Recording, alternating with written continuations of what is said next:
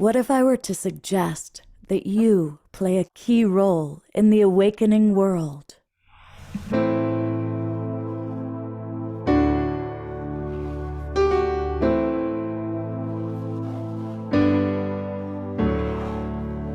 that you are watching this because you have heard the call.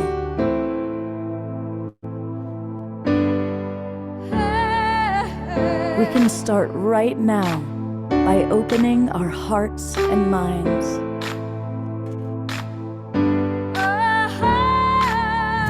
Welcome to the awakening world.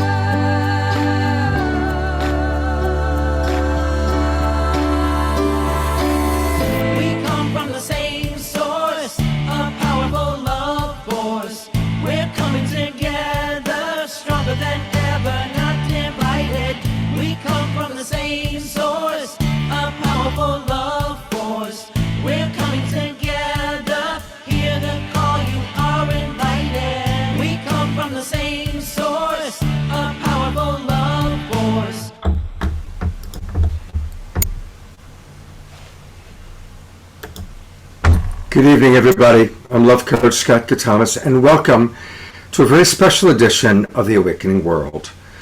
Tonight we are remembering Hiroshima, acknowledging what humanity is capable of in a hurtful way, but also looking at all the amazing things that humanity is doing to create peace in the world. And we have an amazing group of people joining us tonight. I'm very, very honored. And I want to start by welcoming our audience. I want to welcome all of you in our Zoom room. I see a lot of our familiar friends who are with us. And it's always fun if people put into the chat box where you are geographically, even if you do it every weekend. Thank you, Eleanor and Lynn and Leaf and all of our regulars who do it every show. It's just great to know where you're coming from. And I want to welcome everybody watching on our Facebook pages. Thank you to John and Summer Raymer, who through the Sign Network get us out to as many as 100 Facebook groups and pages. Also, a big hello to all of our friends watching on Unify. It's especially fun because our friends on Unify are from all over the world. So again, Unify friends, Facebook friends, let us know where you're coming from geographically. And know that this is a very participatory show. We're going to have a roundtable conversation towards the end. We're going to take questions, comments, and make it interactive. So for those of you that are watching on the YouTube channels or on Facebook, come on into the Zoom room with us. It's easy. Just go to globalpeacetribe.com, just like what's behind me, globalpeacetribe.com, and register. And once you register, you're going to get the links to all of the Awakening World shows. And we do 3 a week, Friday night, Saturday night, and Sunday morning. All bringing people like you and me tonight, remarkable luminaries who are helping us to be inspired, to be informed, and to take the action that we need to create peace in the world. So welcome, everybody.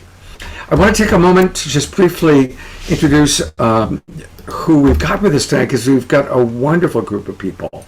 And you'll get longer introductions for each of them a little bit later on in the show. But my co-host, she's been on the show before, but making her co-hosting appearance, it's Fumi. Fumi from Peace Polls and the executive director of the Peace Poll Project here in North America. We love Fumi. It's great to have you with us. Thank you, Scott. Thank you so much for calling us all together, your global peace tribe here from around the world, to really listen into this important issue of nuclear disarmament. And you opened up a beautiful song that says, "Be informed, be inspired, awaken." And that is what we are here to do, to inspire, inform, and awaken you to this very critical topic we're going to discuss together. So thank you I'll try to do my best job to be your co-host, Scott. You're doing fantastic. And you can start off by introducing Bishop Swing. Tell us a little bit about this wonderful gentleman. I would love to. Hello, Bishop Swing. Welcome. Good And evening. thank you for jumping in. I know that this is a big day for you. It's August 6th, and you have declared this day as Nuclear Prayer Day. And so many people around the world have mobilized and have created this big tsunami of love and light to go out to the world, to raise our voices for a world free of nuclear weapons. So we're so honored to have you, Bishop Swing, founder of United Religions Initiative. And so please speak to us about your passion and especially about today, Nuclear Prayer Day. Right. Thank you so much. One of the phrases that's used again and again is about a nuclear war. Nobody can win it, therefore it should never be fought. And that's perfect. But go one step farther. Why should it never be fought? And that's because we've created weapons that go beyond us. It's not a matter of Pakistan versus India or America versus Russia. It's bigger than that. What's the final confrontation when it comes to nuclear weapons? And that the enemy is Earth. We know that when we let them go, the last great gift is this planet with just enough oxygen, just the right temperature, just the right amount of water for a little bit of time or a lot of time could be wiped off. People, and I included, are very excited about the James Webb Space Telescope that allows us to see back toward the Big Bang, the creation of the stars and planets, and we're getting closer that way. And then we're also looking the other way.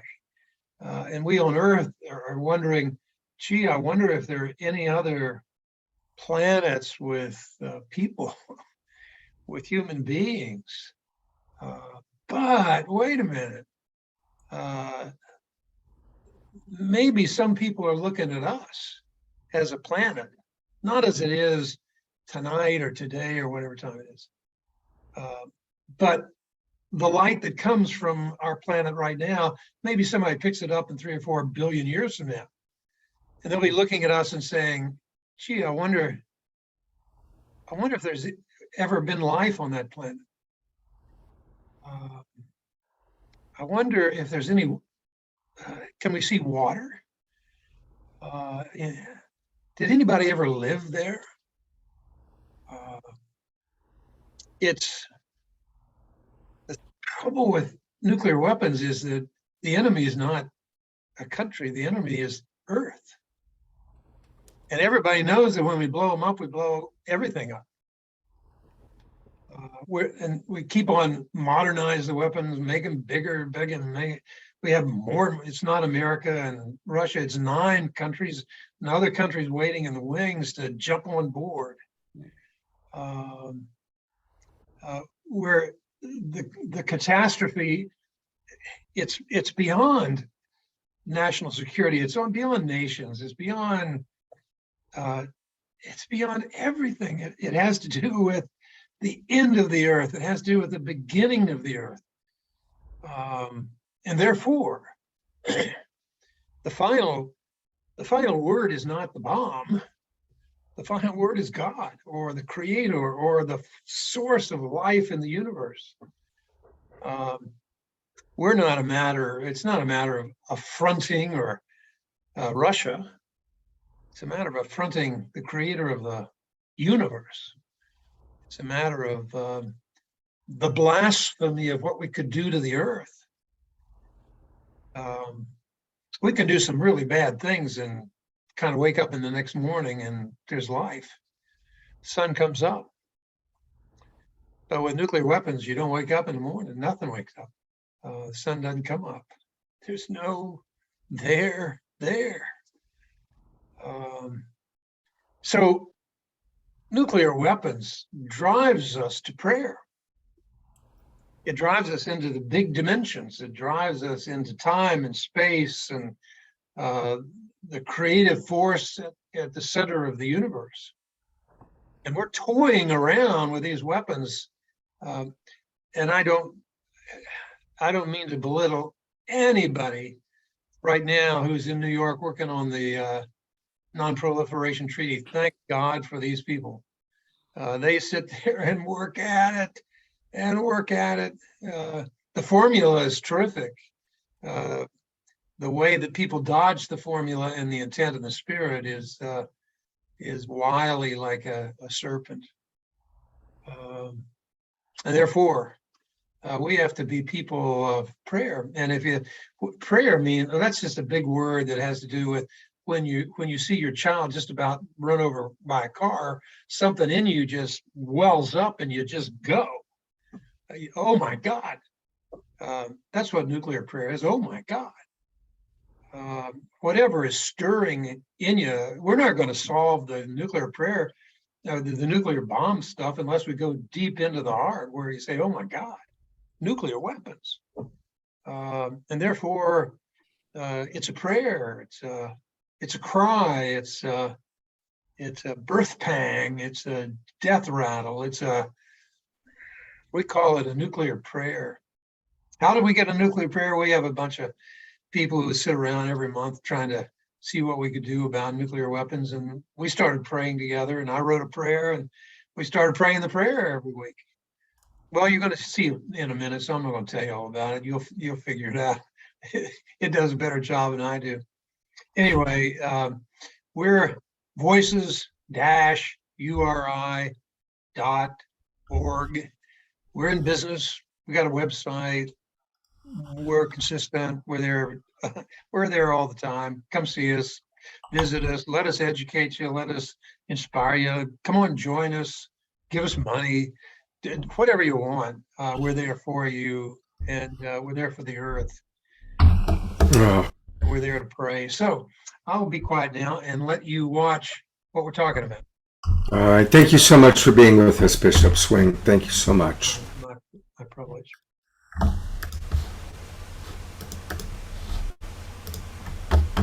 Each month, I have the great privilege of hosting a small group of diplomats, scientists, lawyers, religious leaders, and all of them are deeply involved in international nuclear weapons negotiations. I'd like you to meet these people, and then I'd like you to hear the prayer that we say whenever we get together. I am Bill Perry. I'm a professor emeritus in the engineering school at Stanford University. I was the 19th Secretary of Defense of the United States, and before that, the Director of Defense Research and Engineering.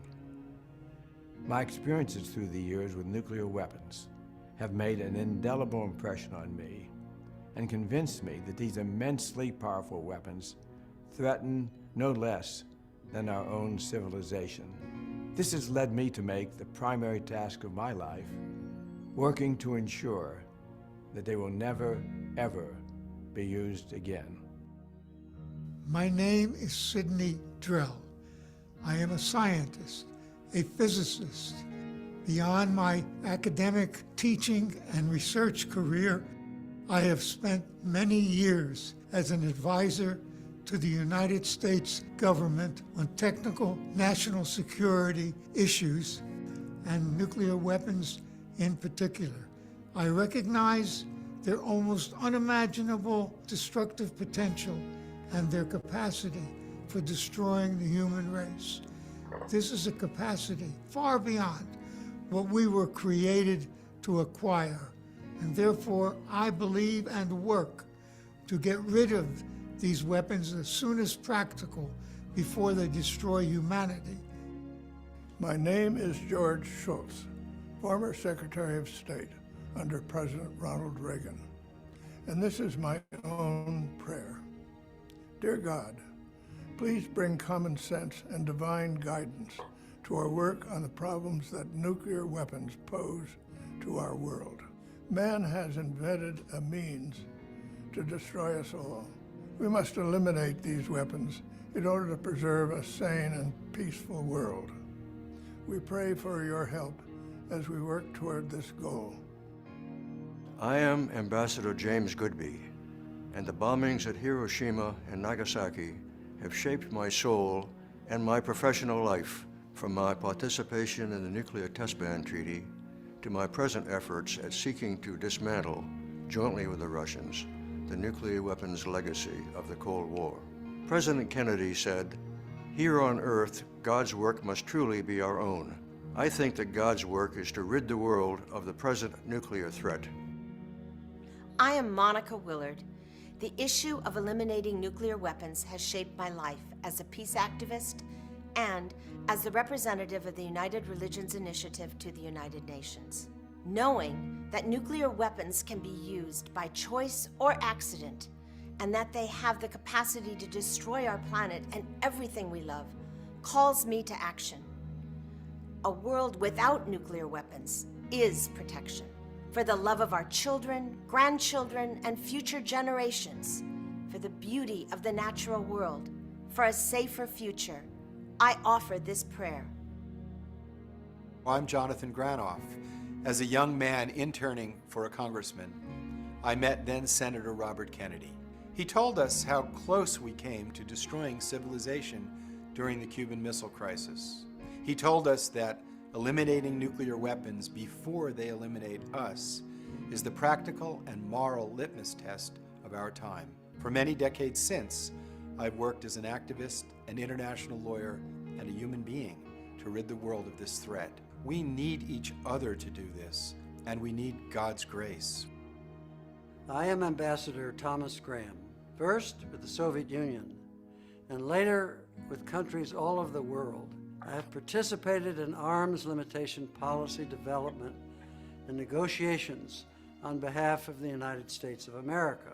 Always, the overarching objective has been to control and eventually eliminate all nuclear weapons. And although much has been achieved in the past 70 years, the sword of mass destruction still hangs precariously over our heads. As long as there is breath in my lungs and urgency in my heart, I intend to do all in my power to banish these ungodly weapons from the face of the earth.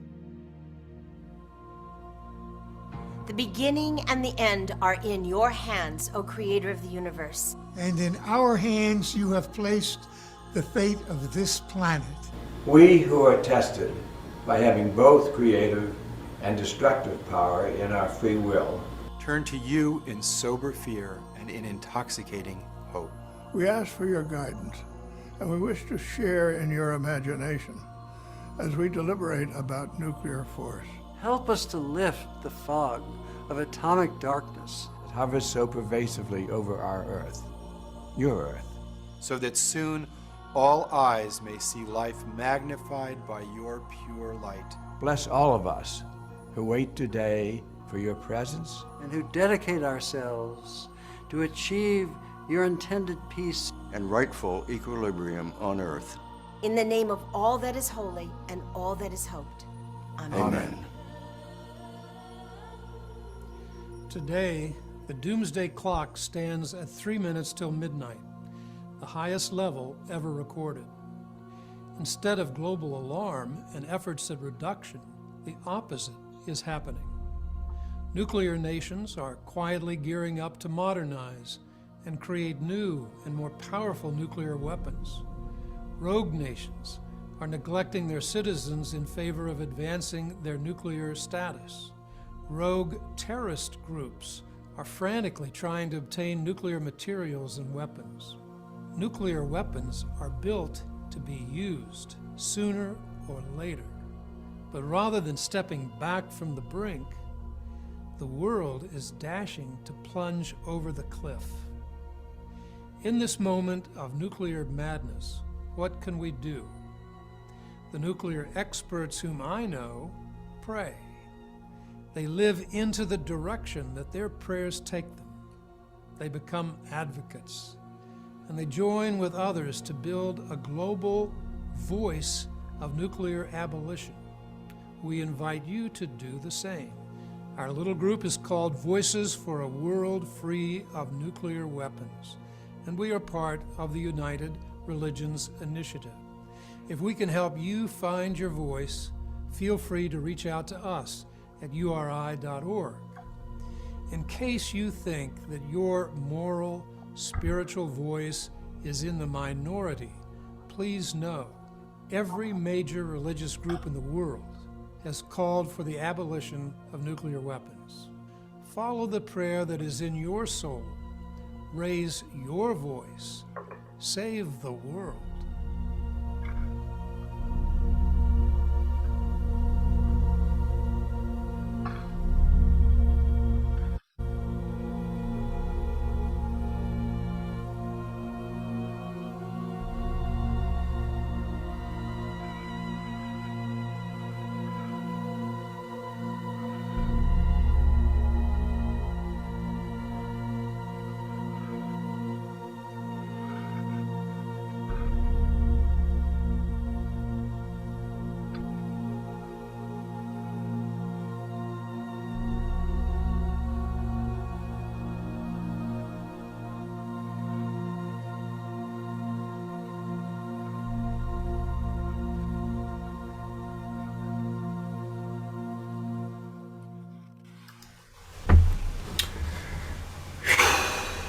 It's a very, very powerful video. I noticed one of the people in the chat box said, "This is scaring me." And we want to find that balance tonight because it is terrifying. It is terrifying. And a little bit later, pretty soon, we're going to hear from people that were impacted, second, third generation from Hiroshima. But I think since we just saw this very powerful video, I want to actually ask Omashar to just play a little music to help us to kind of drop in and integrate what we just saw.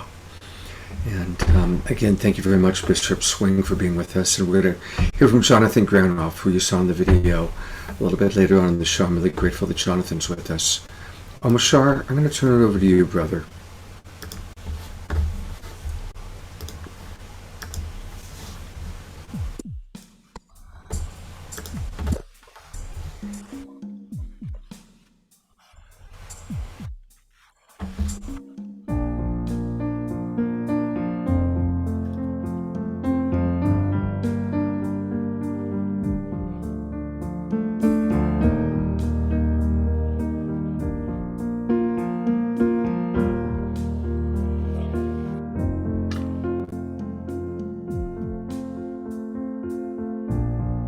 Hope springs eternal in this heart of mine, learning surrender, learning to fly, and knowing you're with me, my invisible friend, loving me onwards, calling me out of myself. Here I go again, trusting in life. All of the tears I've cried, clearing the way. All that's been said and done is turning to dust. And now that I'm here again, I will sing praises to the maker of my life.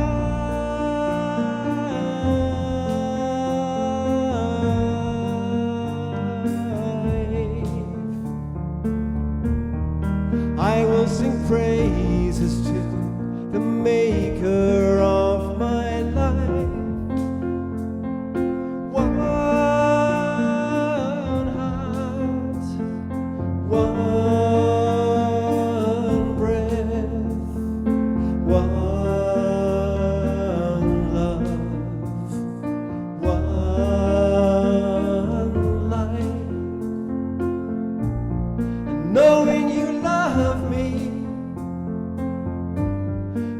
that we're divine.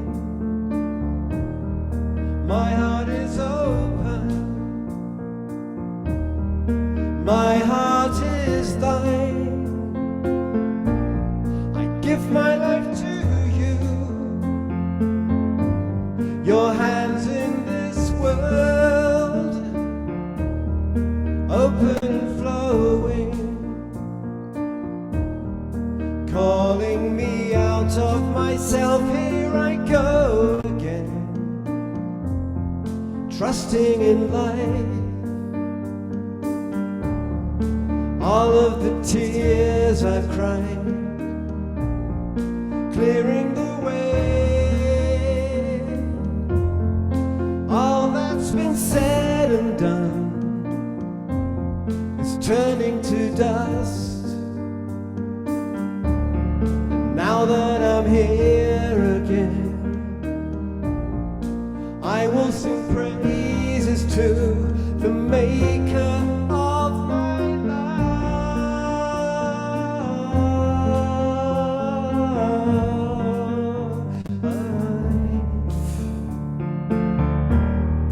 I will sing praises to the Maker of my life.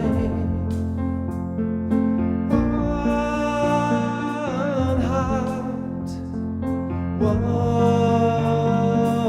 breath, one love, one life.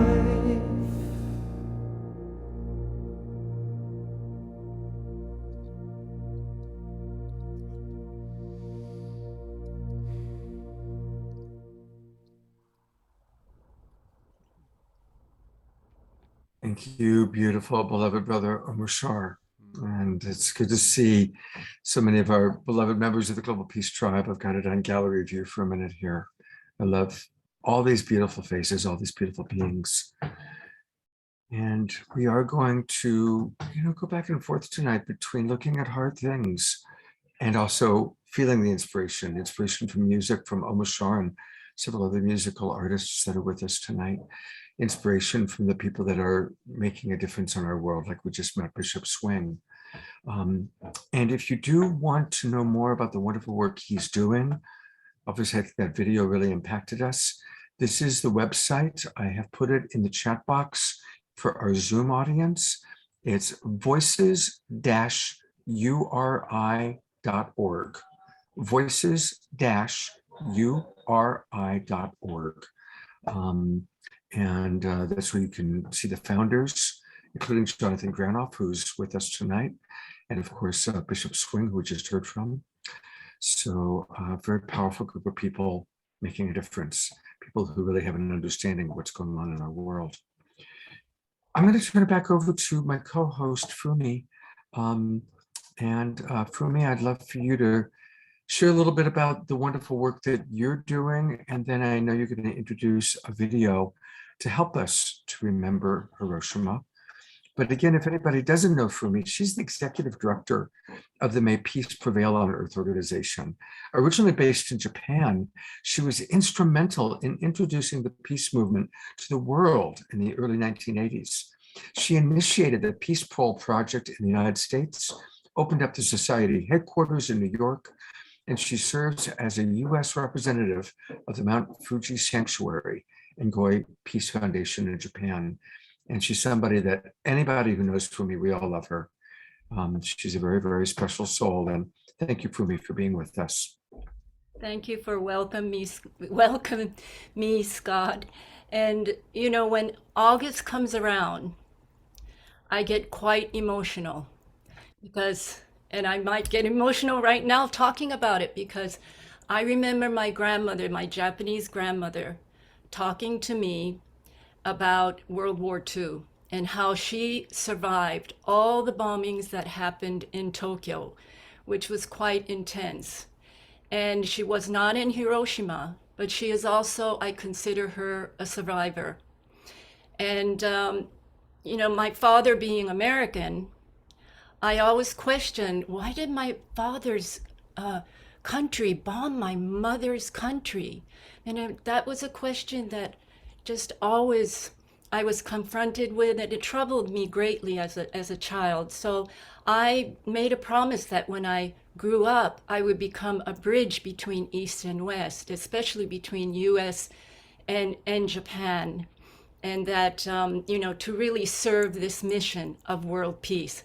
So I got very fortunate. When I was 21, I saw a sticker that said, "May peace prevail on earth." And when I found out that this movement started in Japan, I had an instant knowing of what my mission would be for the rest of my life.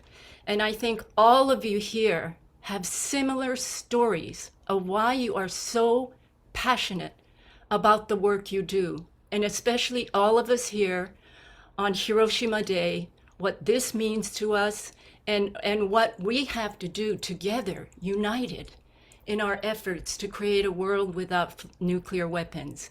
And I know we're going to hear from many of you, and I look forward to that.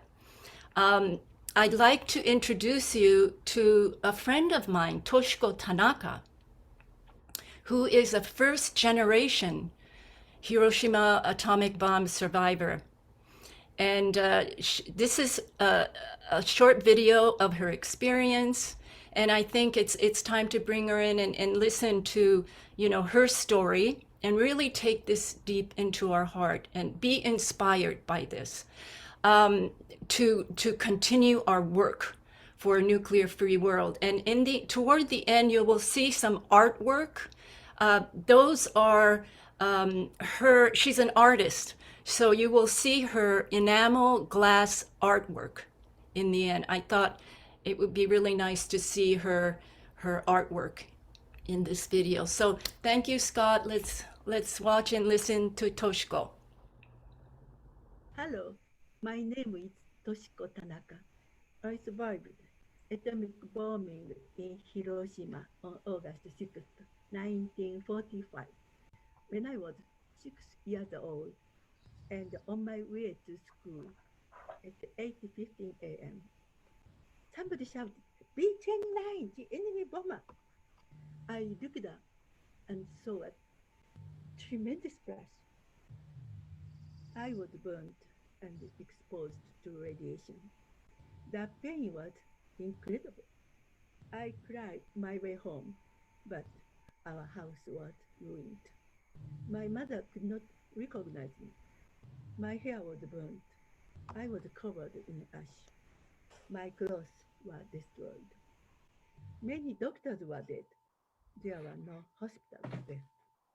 Whether we lived or died was entirely up to one's physical vigor and luck. I remember going into the house and seeing through our largely damaged roof a small patch of blue sky.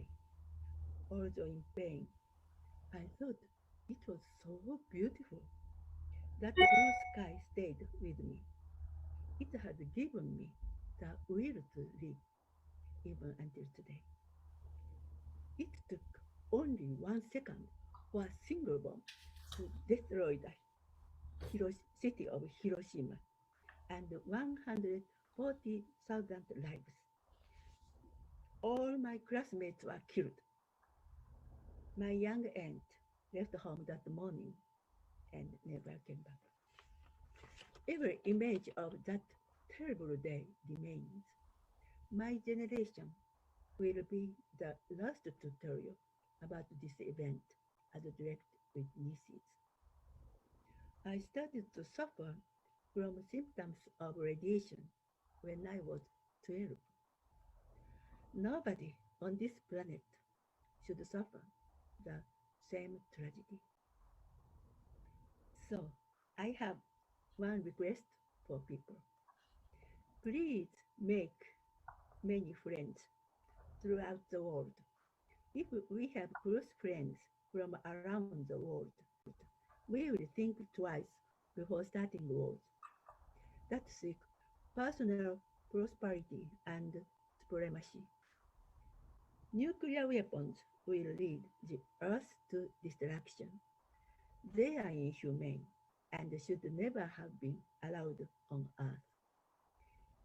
There are many people working tirelessly for a nuclear-free world. For instance, ICAN is a global campaign to promote abolishment of nuclear weapons. For decades, I wished with all my heart that the United Nations would make a treaty banning nuclear weapons.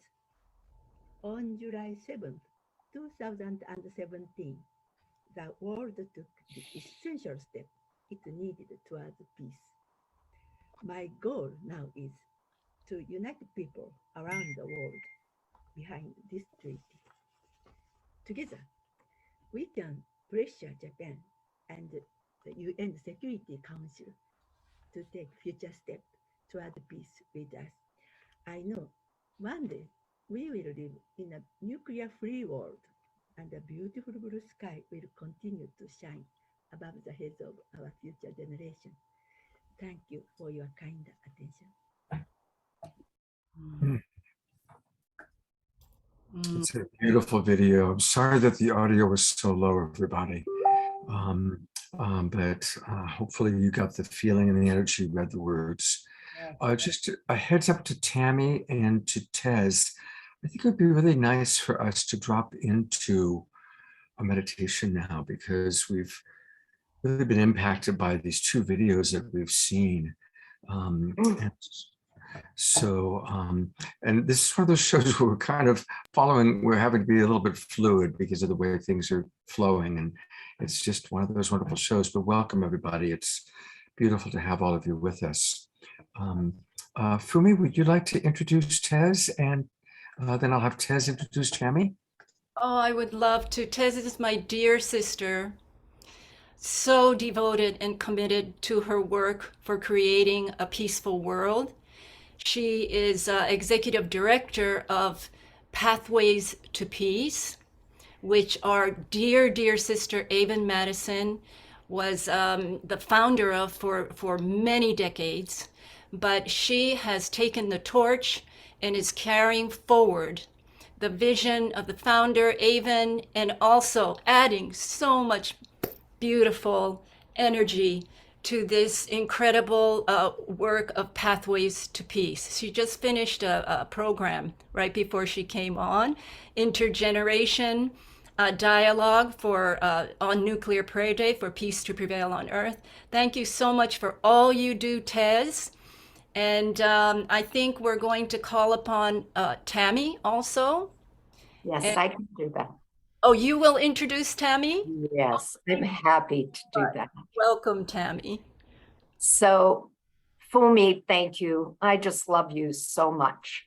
I am just so grateful for you, all of who you are and what you do in our world. Yes, just so grateful.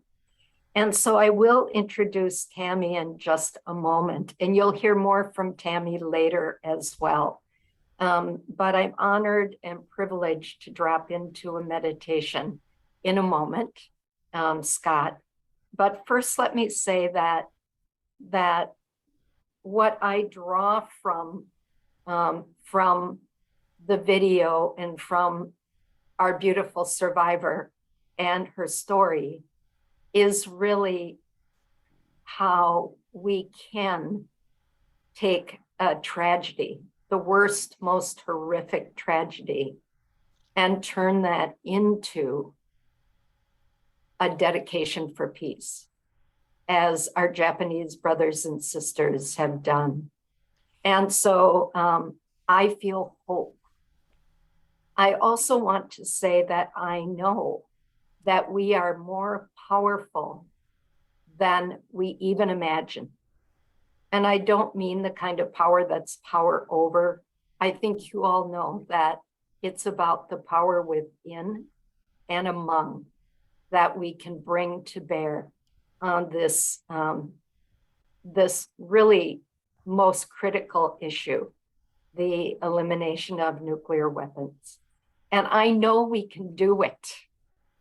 I know we can do it. And I believe that our prayers, our meditations, our heartfelt intentions they change our destiny. And because we were born to create and be in co-creation with everything that is, it's time now for us to take action and create that world free of fear, free of nuclear weapons, that world at peace. And we can do it. We have all we need right here. And as we bring our prayers, our meditations, our intention, and even every loving thought, then when we bring that into our world, it shifts the consciousness of the planet, and peace prevails on Earth. And so, again, Scott, thank you for asking me to do a meditation.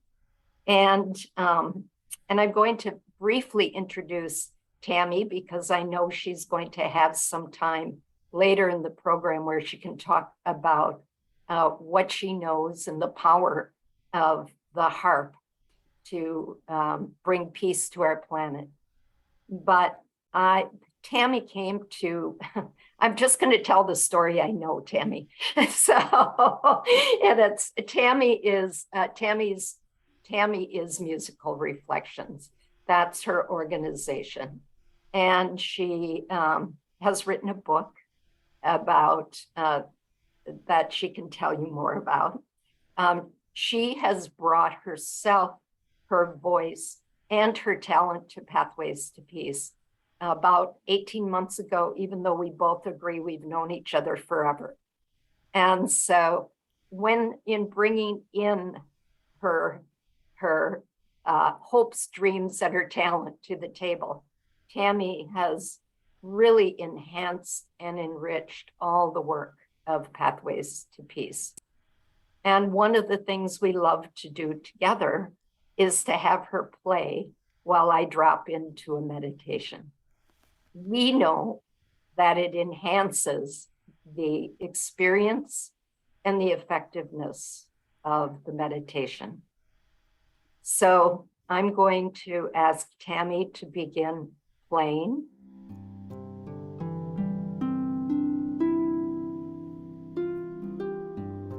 And I'm going to ask all of you to just imagine yourselves totally resting in the arms of the divine. Just allow your bodies to sink into that beautiful love, that beautiful nurturing, that place of healing from the myth of separation. Just allow yourselves to rest. We're going to breathe a little bit more slowly and a little more deeply. If it helps you to count, you can do 5 counts on the inhale and 5 counts on the exhale. And for just a little while in this sacred, holy space, we're going to breathe together.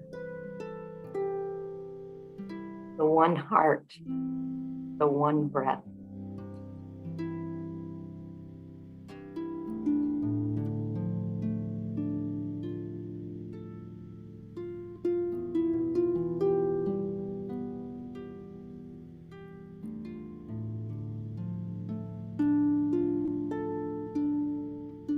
And when you feel comfortable, I would like you to focus on the center of your chest, the seat of the heart.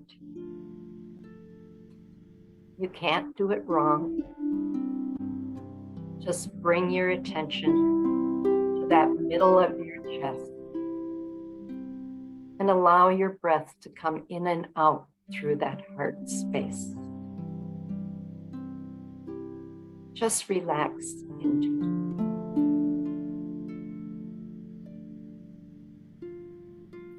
And with every breath, just feel your heart expanding. That love, that nurturance,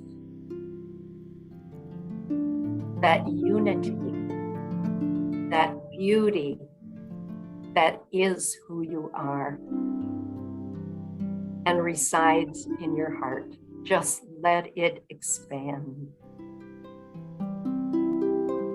Feel that love, that nurturance, that unity, one with all. Just feel that in every pore, in every cell as your heart expands. Allow that beautiful heart energy to just fill you as it nurtures and loves you.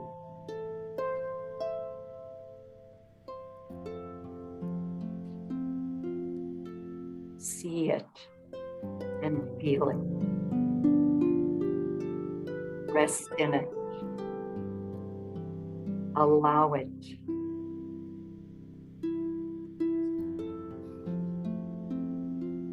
And now your whole body is filled with that beautiful heart energy. And now you feel it coming off of your fingertips, out of your crown chakra into the heavens, out of the bottoms of your feet, going deep into Mother Earth.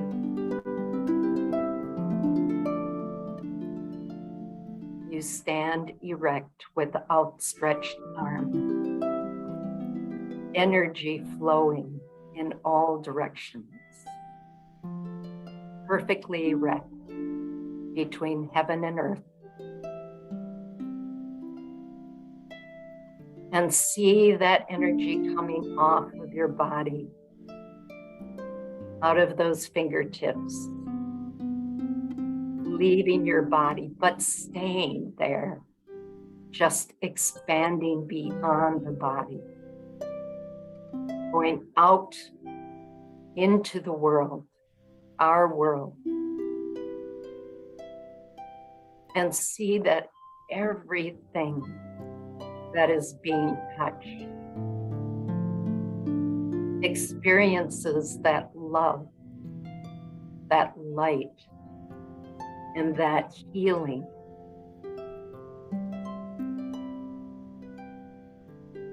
There is no sorrow, only peace, only love, only light, only unity.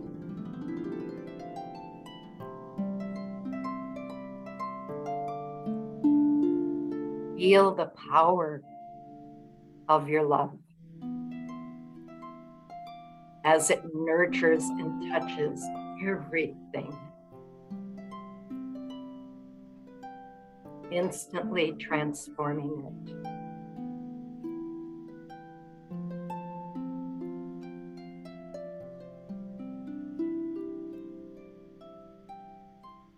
And feel that interconnection, that knowing that we are one with all that is. Rest, rest in that knowing. Rest in that feeling. Know the power you have to create and transform.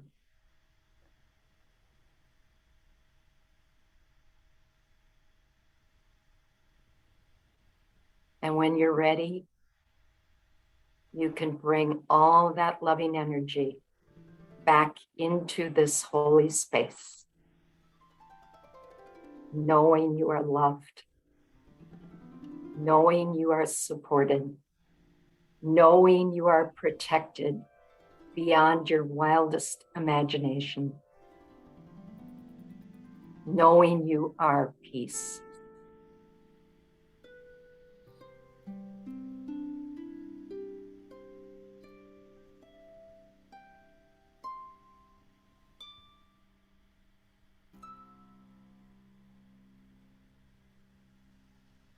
Thank you. So much, Tez. Thank you, Tammy. It's beautiful. Tammy's going to play a little music for us a little later on in the show. And then both Tammy and Tez will be participating in a roundtable conversation we're going to have in a little while. But I do want to, she mentioned Pathways to Peace. And some of you know all about Avon Madison. She was on my Saturday Night Alive show last year. And 2 weeks later, she passed away.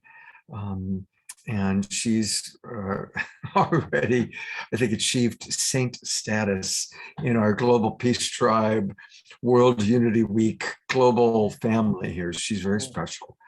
And Pathways to Peace is a powerful, wonderful organization. Thank you, Tez, for carrying on. And again, everybody, I really want to encourage you to go to pathwaystopeace.org, pathwaystopeace.org. Thank you, Scott. We're now going to hear from Jonathan Granoff. And you saw him in the show, in the video, I should say. And I'm going to take a moment to introduce him. And Fumi, is there anything you'd like to add about, I'll let you lead. Is there anything you'd like to say about Jonathan first? Well, I have known of Jonathan. Jonathan, if you remember, we met in Arosa, I believe, and we were together in Kazakhstan. Was it Kazakhstan at the beautiful peace event? And I've known your work for so long. And what I know about you is that you are a spiritual initiate. You are a deeply spiritual man, yet you are also involved and engaged in the world of diplomacy. You're an international lawyer, an international activist. So you bring your spiritual energy, quality, passion into a world where it's so needed, especially now. So, I love that about you, Jonathan. And so we're really happy to have you because you've been such a spokesperson for the abolition of nuclear weapons, and you have so much to share and educate us on. So thank you, Jonathan, for being with us. Welcome. And I'll say just a few words about kind of his more background. Jonathan is the president of the Global Security Institute. He's an attorney, an author, an international advocate, emphasizing the legal and ethical dimensions of human development and security. His specific focus is on advancing the rule of law to address international security and the threats posed by nuclear weapons.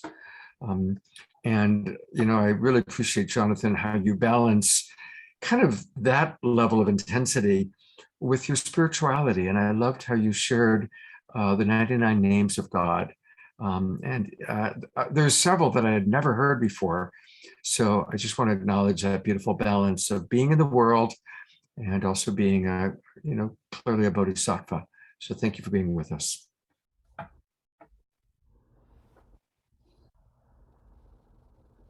This is a day of prayer. We will have to have another day of action, and action has to be based on understanding and strategy and knowledge of the world. But morally informed policies that are not practical will dissolve into mere sentiment. And policies that are allegedly practical without moral coherence are dangerous. So it's where the practical and the moral come together is where we have to meet. And we are the first generation in which the moral admonition of the wise to see the human family as one has become a practical necessity. The third lung that we share of the phytoplankton of the oceans, 50% of our oxygen, cannot be solved at the level of nation or religion or gender or race. It's a global lung. The climate doesn't have borders. Pandemics don't have borders. The financial system of the world doesn't have borders. This neighborhood that Jesus spoke of, to treat your neighbor as yourself, is a moral location today, and it is the whole world. And this is new. And it is a practical necessity now. And there is no hurdle as severe as the nuclear weapon that prevents us from having the cooperation necessary to take care of our planet home, to take care of our lungs, to take care of the water that we need. Because like nothing else that humans have created, it institutionalizes terror. Deterrence means terror. And people are afraid. If you're not afraid, you're not awake. Deterrence means with terror. That is what deterrence is about. And we are but moments away from accident, design, or madness to ending this gift of life. Since 2000, when the nuclear weapon states pledged an unequivocal undertaking to eliminate all nuclear weapons, they pledged that at the meeting of the Nuclear Non-Proliferation Treaty, the world has spent in excess of $30 trillion on military expenditures. And the main pillar of those expenditures are nuclear weapons. As Joe Biden once said, don't show me your values, show me your budget. These devices of death, as my political mentor said, Alan Cranston, are unworthy of civilization.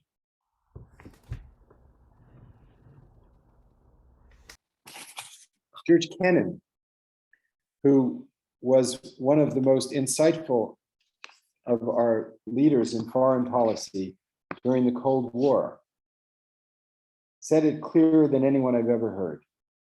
And wasn't it interesting to see Secretary of State and a Secretary of Defense praying with us? The readiness to use nuclear weapons against other human beings, against people we don't know, whom we've never seen, whose guilt or innocence is not for us to establish, and in doing so, to place in jeopardy the natural structure upon which all civilization rests, as though the safety and perceived interest of our own generation were more important than everything that has taken place or could take place in civilization. This is nothing less than a presumption, a blasphemy, an indignity of monstrous dimensions offered to God. So as a very, very basic thing, and I'd love to have a meeting where we talk about the tools that we have to change this, but as a minimum, we should be asking every political leader, what are you doing to get rid of nuclear weapons? It's not a partisan issue. Richard Nixon brought us the Nuclear Non-Proliferation Treaty. Ronald Reagan was a nuclear abolitionist. But there's an enormous amount of money spent to keep this off of the public sphere. That's another discussion. But every one of us could be asking, because the President of the United States ran on a ticket of no first use, to pledge never to use them first. But we don't have that as a policy, because he doesn't have the voices backing him up. He has our hearts. I know him, his heart is with us. This is a man of virtue, a man of compassion, but he doesn't have the wind in his sails because we've been in the closet. Everyone's come out of the closet and they have a right to come out of the closet. We have to come out of the closet. People who really believe in the power of love. We need to shine it. I'm going to end with a prayer, and my expertise is in treaties. I'm a neophyte in prayer. I've just seen a few grains of sand on the beach, but I want to share one of them. That Nagasaki and Hiroshima be the last use of a nuclear weapon. That nuclear weapons never be used. Oh, dear God, guide us to eliminate these devices, the apex of creative evil, and all devices of massive, indiscriminate death. Please guide us. Each of us came into this world responding to our mother's love. Each of us came here seeking family and love. Each of us became identified with nation, gender, religion, and forgot we are one human family, and every person is as precious as we are. But still, in the stillness in our hearts, remains a light of the soul, seeking, resonating, and longing for that love that brought us into this world. That love awakens and informs our universal humanity and awakens hearts without borders. Intelligence has given us insights into the wondrous secrets of matter, energy, space, and time. Fear, ignorance, arrogance, pride, hatred, and prejudice have led us to use these insights to create devices of incomprehensible power to inflict indescribable suffering. Please, dear Lord, creator of every life, every heartbeat, every blade of grass, every moment, every one of us, universes and galaxies beyond counting, and mysteries beyond imagination, O glorious source of love and life, forgive us for forgetting you and your infinite blessings. Friend within all friendship, love within all loves, life within all lives, witness of all and everything. Bless us with the wisdom that comes from compassion, such that we will skillfully eliminate these devices of death. Guide us to use the gift of intelligence to heal, sustain, harmonize, understand, glorify you, our humanity, and honor your creation. Guide us to end the suffering of poverty, to protect nature, to love one another, and remove ignorance from our hearts. Grant us hearts of gratitude and courage, such that we will not falter in bringing peace and beauty and unity into your human family. Help us eliminate these devices of horror and the motives from which we create them. Please guide us in beautiful ways of peace, such that our lives be witnesses to your goodness. Guide us with kindness, love, and the gentle hand, that we might become fully human. All praises are yours. All praises are yours. Thank you. Thank you, Jonathan. Jonathan, before you go, I would like for you to just share with us a little bit about the Global Security Institute. This is Jonathan's organization that he's working with, gsinstitute.org. gsinstitute.org. Sure, sure, I'd be glad to. Yeah, tell us, how can we So work? it was started at a meeting in San Francisco in the room where the UN Charter was first signed. With myself, people that were at that meeting were General Lee Butler, who had been head of the targeting and readiness of the entire arsenal, and had an epiphany when he went to Russia and realized the humanity of Russians. Richard Butler, who at the time was head of the UN Special Commission disarming Saddam Hussein. George Bunn, one of the main drafters of the Nuclear Non-Proliferation Treaty. Mikhail Gorbachev, and Senator Alan Cranston. So President Gorbachev is now on our board of advisors, as is Jane Goodall and Oscar Arias and Rigoberto Menchu-Tum and people like that. And so it was started because we realized there wasn't a sort of professional organization focused on the tools of diplomacy and the rule of law and the abolition of nuclear weapons. Why? Because that's not exciting. You know, it's not the same as, I'm on Jane Goodall's board, and it's exciting to save chimpanzees, children, and forests. It's fulfilling. It's fulfilling to be in Pachamama and save the planet, save the living forests. The nuclear weapons, the tools that you do that are legal instruments, treaties, and things like that. And the issue is not the issue. The issue demands a sense of purity that you can't see the results so quickly. So we felt we needed to create such an organization. So Senator Cranston passed away, and actually Senator Biden and Senator Kerry came to the board and said, don't fold this. So I folded my law practice. And since that time, I've devoted myself to being a lawyer for future generations, focusing on the tools that we have. So we have a program called Parliamentarians for Nuclear Nonproliferation and Disarmament, which is about 700 parliamentarians in about 80 countries. It's nonpartisan. Ed Markey is one of our co-presidents in the United States. The Nonpartisan Security Group, two of the members of that were in the prayer, Ambassadors Goodby and Graham. And so our focus is on trying to utilize the tools of law and diplomacy.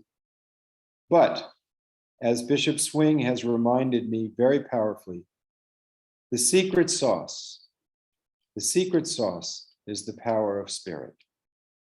The secret sauce that's missing is people who are truly, truly inspired, have got to see this issue as key and understand this is the hurdle because the institutionalization of fear and adversity creates a cycle of militarization, which reinforces the cycle of fear. Of course, the first step of disarmament is our own hearts. And as our hearts disarm, the paradox is, as our hearts disarm, our fear diminishes, our courage expands, because courage that rests in spirit is infinite, because you know that you are forever. So this is a new phenomena because this is a new time. But the tools of law and diplomacy are the tools through which nations speak. So I am personally deeply engaged now in trying to change the paradigm from military nationalism to human security. And I'm doing that with an organization called the World Academy of Arts and Science, which was started by Bertrand Russell, Albert Einstein, Oppenheimer, to try and change that paradigm. And part of that change is the elimination of nuclear weapons. But we have to move to a human security paradigm. And that's what our unity is about. Beautiful. Just a reminder for everybody to keep themselves muted because we're hearing somebody's noise. Oh, I thought you were telling me to stop. Let me just finish about human security. No, Jonathan, that wasn't me. So please continue. Oh, but now you're muted. In the 17th century, when people in Central Europe were slaughtering each other over whose definition of Jesus' love was superior, a bunch of wonks, like the people in the Global Security Institute, got together in a place called Westphalia and wrote a bunch of paper that said, we're going to make nation states. We'll make Protestant nations and Catholic nations, and they'll stop killing each other. That's the origin of the modern state. So we created states in order to express our values and serve for peace. Now we have needs that transcend the capacity of the nation state to address. Pandemics don't carry passports, neither does the climate. So we need to have a framework that says nation states can only serve their people with a global cooperative system. And that's true. And I've lectured all over, I've been lectured at China and Russia. People do understand this. They do understand this everywhere. It is an awakening. It is an awakening. You don't see it in the newspapers, but we know it in our hearts, because this is the time in which the moral imperative found in the Upanishads over the parliament in Delhi, the world is one family. This truth has now become necessary, and human security is its expression. So you'll be hearing a lot of that. There's an effort to mainstream this concept in the way 40 years ago, when we talked about development, there was no adjective of sustainable. Now that's mainstream. Development used to be just expanded GDP, global, just pure economics without sustainability. Security has been too much defined by military. It now needs to be defined by human. And that's our work, to bring our humanity into action. So the tools of law and diplomacy and the energy of pure love, nothing can stop that. Jonathan, thank you so much. It's really an honor to have you with us. And I hope you get a chance to read all the comments coming in the chat box because you've inspired a lot of people. I'm going to try. I gave a speech yesterday in the General Assembly Hall of the UN, and I will try. Like that. I'm being careful. Please mute yourselves. Actually, I'll try and post it. I'll try and post it because I did my best to bring this message into a hall where the meeting of 191 nations. And there's a need for, there needs to be more people doing this. I mean, there's a lot of people. Look, there's 115 nations in nuclear weapons free zones. There's a treaty to ban nuclear weapons. There's the International Court of Justice has unanimously ruled there's a duty to negotiate elimination. The law is on our side. And as you could see, there's plenty of gravitas on our side. What is missing is the wind in the sails of our political leadership. We have got to get this message to the people. And we are the people we've been waiting for. We are the people whose hearts and consciences say, we don't judge a lot of things. And we're not judging people. We know that people have these weapons because they want to bring peace to the world. That's the irony of the whole thing. There's not bad people. They're just mistaken. Just like people were mistaken in the 17th century when they fought to the death over whose definition of Jesus' love was better. And we all know that the characteristic of that love turns all of them into just us. And that's the justice of just us. Jonathan, you're right on. And I know that our people are really enjoying what you're saying. Again, one more time, I want to encourage people to please go to this beautiful website and if you go to the home page again, it's there's Parliamentarians for Nuclear Non-Proliferation and Disarmament. And I've put into the chat box a little bit about Jonathan and his websites. And again, it's also the Global Security Institute. So it's gsinstitute.org, gsinstitute.org. And that's where you can learn all about. And, let's donate, let's put in our money, let's put in our support. There's a lot of different programs that we can join. This is important. At the very least, please at least subscribe. But let's all maybe take an action. Subscribing is a good first action to take. I'm doing that right now, obviously. Thank you. But let's also donate, everybody. Jonathan, you're doing really, really incredibly important work. And again, I'm honored to have you on our show, and thank you. Anytime, it's my honor to be with people who have hearts without borders is as healing as any other medicine that exists. Thank you. Thank you. Well, I think, Jonathan, we're going to go to a little poetry. There's a wonderful woman who's kind of new to our Global Peace Tribe. And her name is A. Marie B. Thomas Brown.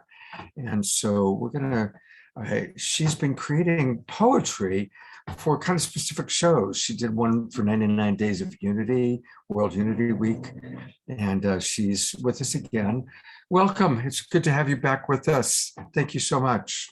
Thank you, Scott. Good to be here.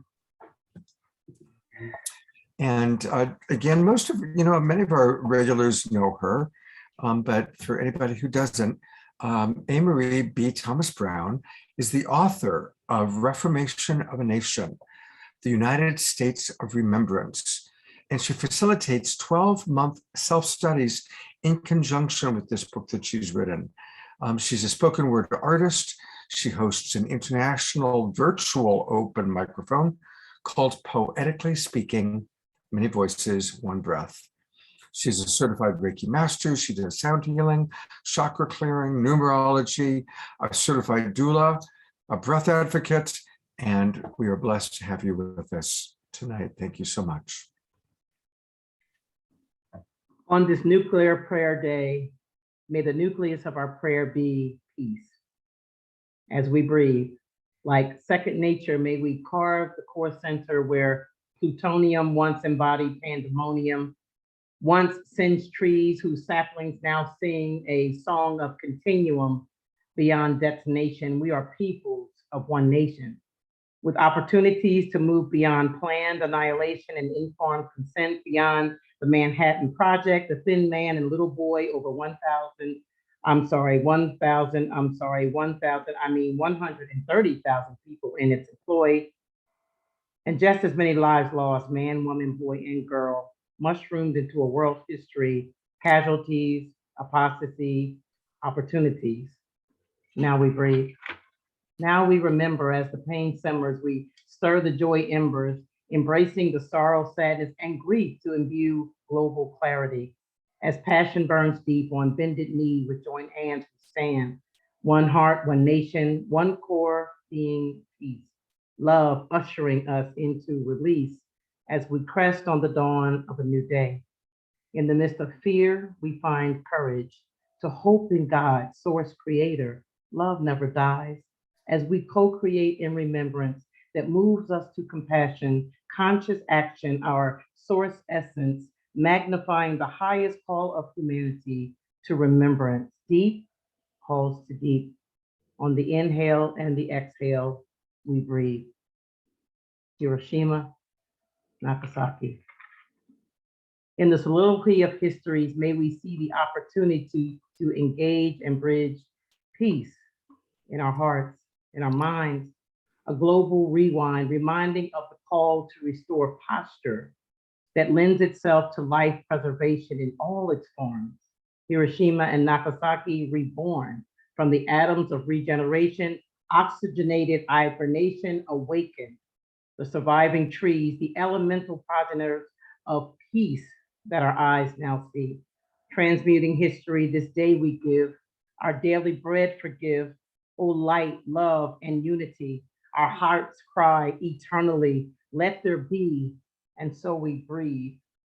Educating our hearts to hope in prosperity, in meditation, embracing the lessons of the past, declaring free at last as we bridge the gap to our destiny, our ancestors, our children, here now, having been ready to lead with our hearts energetically, spiritually, heart-centered, unity-driven, and we breathe, creating pathways to heal the womb, to see the transition awakening to what is now in position amidst this global peace mission through every heart and hand mending, lest we forget the healing balm that we all embody.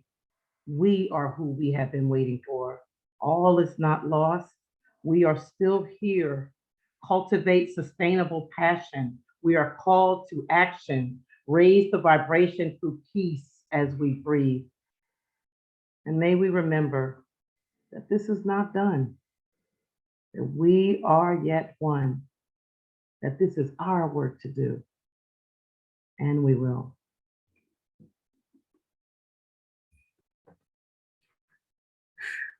I'm going to go to gallery view and let's just all give a little twinkle and appreciation to this wonderful woman who has been blessing us with her poetry.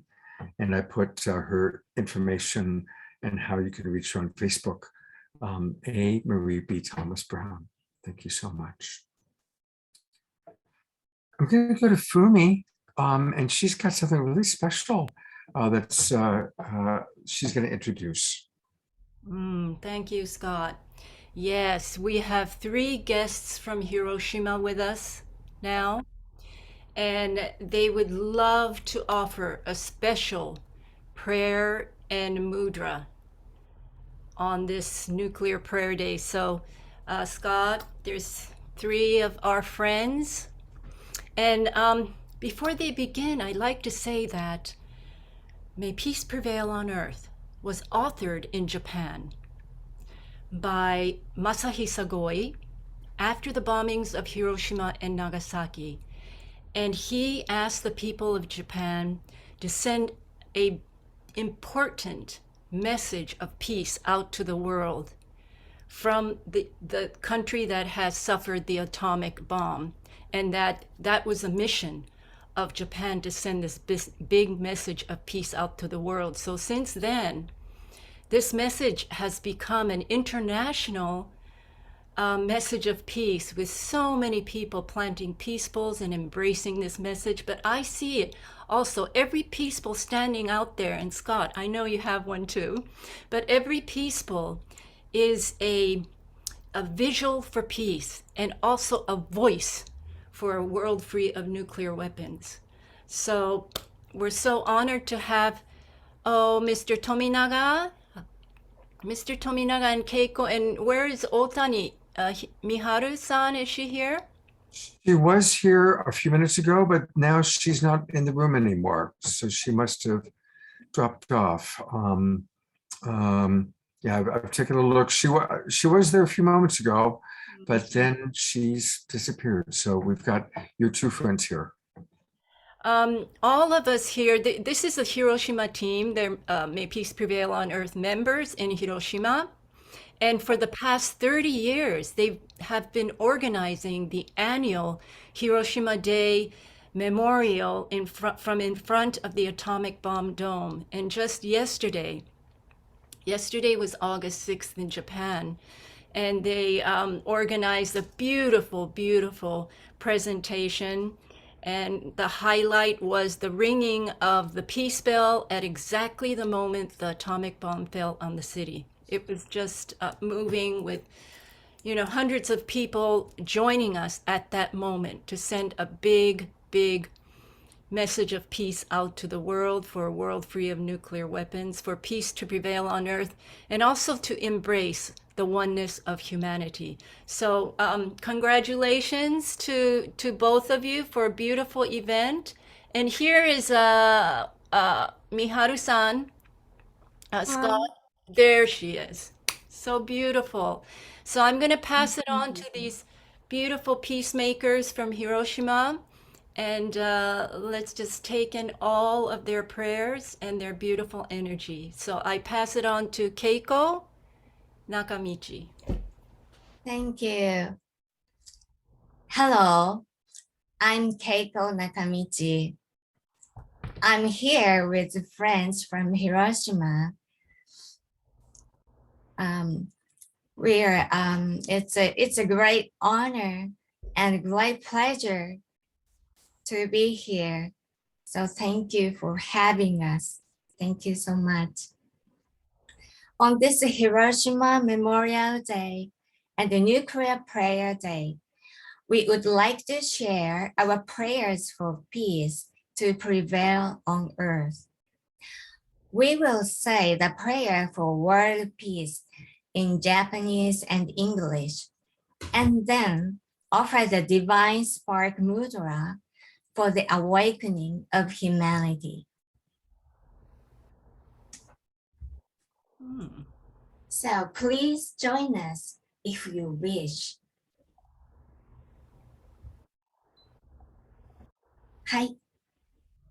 世界人類が平和でありますように。May peace prevail on earth. はい。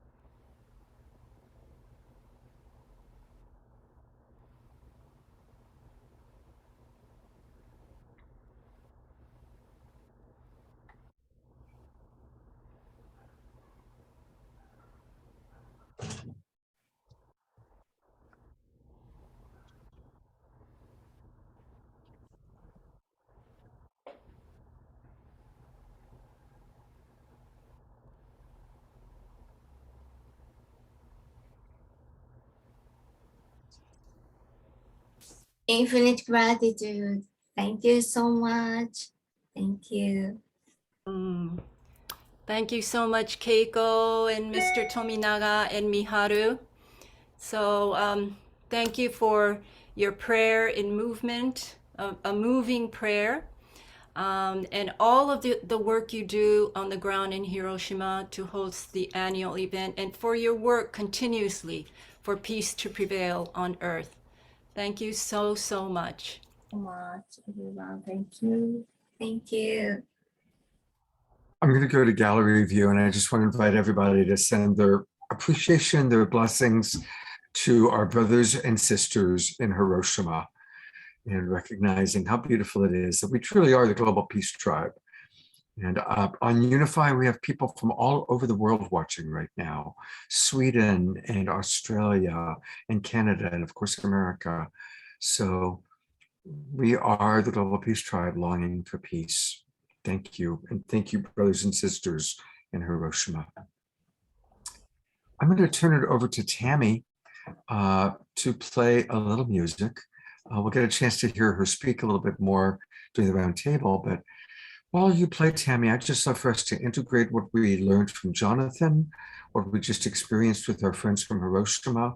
And let's use this musical interlude as a moment to integrate all that's taking place tonight. And then it'll be Chief Phil Lane next. Wonderful. So it is an honor and a privilege to be with you all, whatever time of day it is for you. In 1987, I lived in Kyoto, Japan, and I had 6 host families. And on August 6th, the family that I lived with took me to the Hiroshima Museum. And that experience left a very deep, painful mark on my life. And it's one of the things that has really made me want to work for world peace in the world. And one of the things that I see as a balm for healing is music, of course. And the harp is a very, very powerful instrument, even though it's very gentle. It's very paradoxical in that the gentleness is also where the power resides. And it's also vibrational. So the song that I would like to share with you is called Peace Blessing. And I know when Scott did the introduction in the very beginning, he talked about how we're going to be bridging from the pain and the sorrow of Hiroshima and Nagasaki and moving into some hope. And I would hope that this song is one of those bridges to move us into some hope. Peace, blessing. And while I play this, I would invite you to sit comfortably and let the music touch you wherever you need to be touched.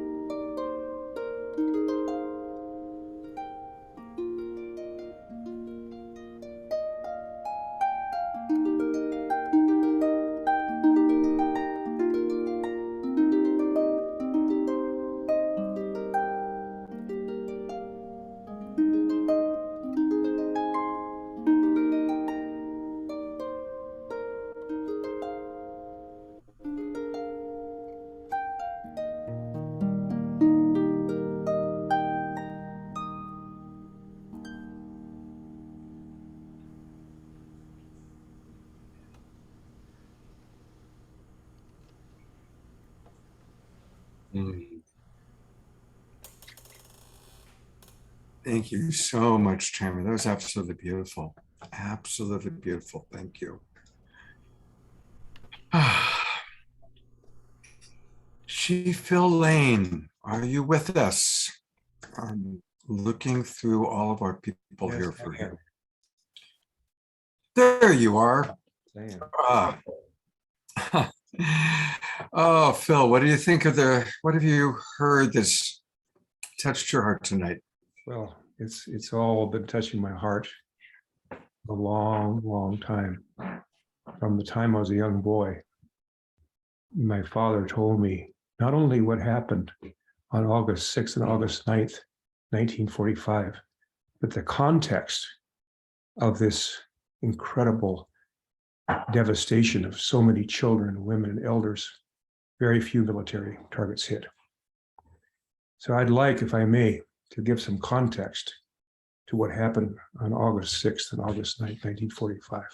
Yes, please do. Yes. Well, 1942, the first bombings took place on Tokyo by the Doolittle raid, 16 B-29s. And of course, at that time, we were engaged as well in Germany. But of course, Germany surrendered on May 8th, 1945. But right before that, on March 10th, 1945, the US sent 279 B-29 Super Fortress bombers that dropped 2,000 tons of incendiary bombs on Tokyo, covering 16 square miles on what they call paper cities. It's the most massive firestorm ever in history. During that time, and not only then, but then up to 100 cities of Japan had been firebombed, cities as small as 60,000 people, killing estimates minimum 333,000, up to 900,000 relatives, leaving homeless 1 million Japanese. I mean, we're talking about, in fact, they said when these 279 B-29s dropped these 2,000 tons of incendiary bombs on Tokyo over 16 square miles at 500 feet. That's how defenseless our Japanese relatives were. 500 feet. They said that the red mist coming up and the stench of burning bodies was so intense, they had to put on their oxygen mask for not vomiting. So this began March 8th, 1945. And after that, of course, where then up to 100 cities were firebombed. In quote unquote, they called them paper cities. Now, this is the same thing, by the way, that happened in Hamburg, Germany, where they firebombed all these relatives. So, you know, the idea that somehow August 6th and August 9th were somehow the determining point is not the reality of it. There had already been hundreds of thousands of Japanese burned alive before those bombs were ever dropped. Way more in those two times. And I remember my father, still a little boy, he said, son, every time he hear about it, he says, you know, son, we didn't have to do that. We didn't have to do that. They were already devastated. Now, you know, I understand some relatives had their fathers who told me when I put this up on the internet, on my Facebook, had their fathers in the Philippines, and they were still fighting there. But really, they'd already completely devastated Japan, completely devastated. So 129 to 225,000 people killed in Hiroshima and Nagasaki were really small compared to what had already been done, and the devastation across Japan. And, you know, I want to say that, you know, to Tanaka, Toshiko, and to all our relatives, on behalf of my father, I want to give my heartfelt apologies for what's been done. Heartfelt apologies to each and every one of you. And I want to say this too, to my sister Fumi, I know what it's like to have I have both Dakota and Chickasaw background, but I also have French, Irish, and English background as well. So I know what it's like to stand in the middle of this conflict. I know what it's like. And Mitakiapi, what really touches me, and that all of us have to look at, is the fact that out of all this that happened, these relatives of our human family, they stood up for peace. They carried peace on earth, made peace prevail, despite what happened. And I'll tell you this too, what they did here, the same kind of consciousness did right here where I stand on Turtle Island was no different. And what really makes me sick and hurt is the fact that right now, let alone every other place that this has happened, 400,000 children in Yemen are on the verge of starving to death. A policy supported by both Democrat and Republican governments, where all the food has been stopped coming into Yemen. And their little children, it was just a CNN I watched seeing this. Can you imagine 400,000 children? Yes, we are, I believe, in a place, if we don't wake up, we're going to see it again. Not only are we sitting on this conflict that's deepening in the Ukraine and Russia, not only there, but as well with Iran, China over Taiwan, and of course, North Korea, which is more likely going to have another nuclear test coming up and getting ready. So Mitakiapi,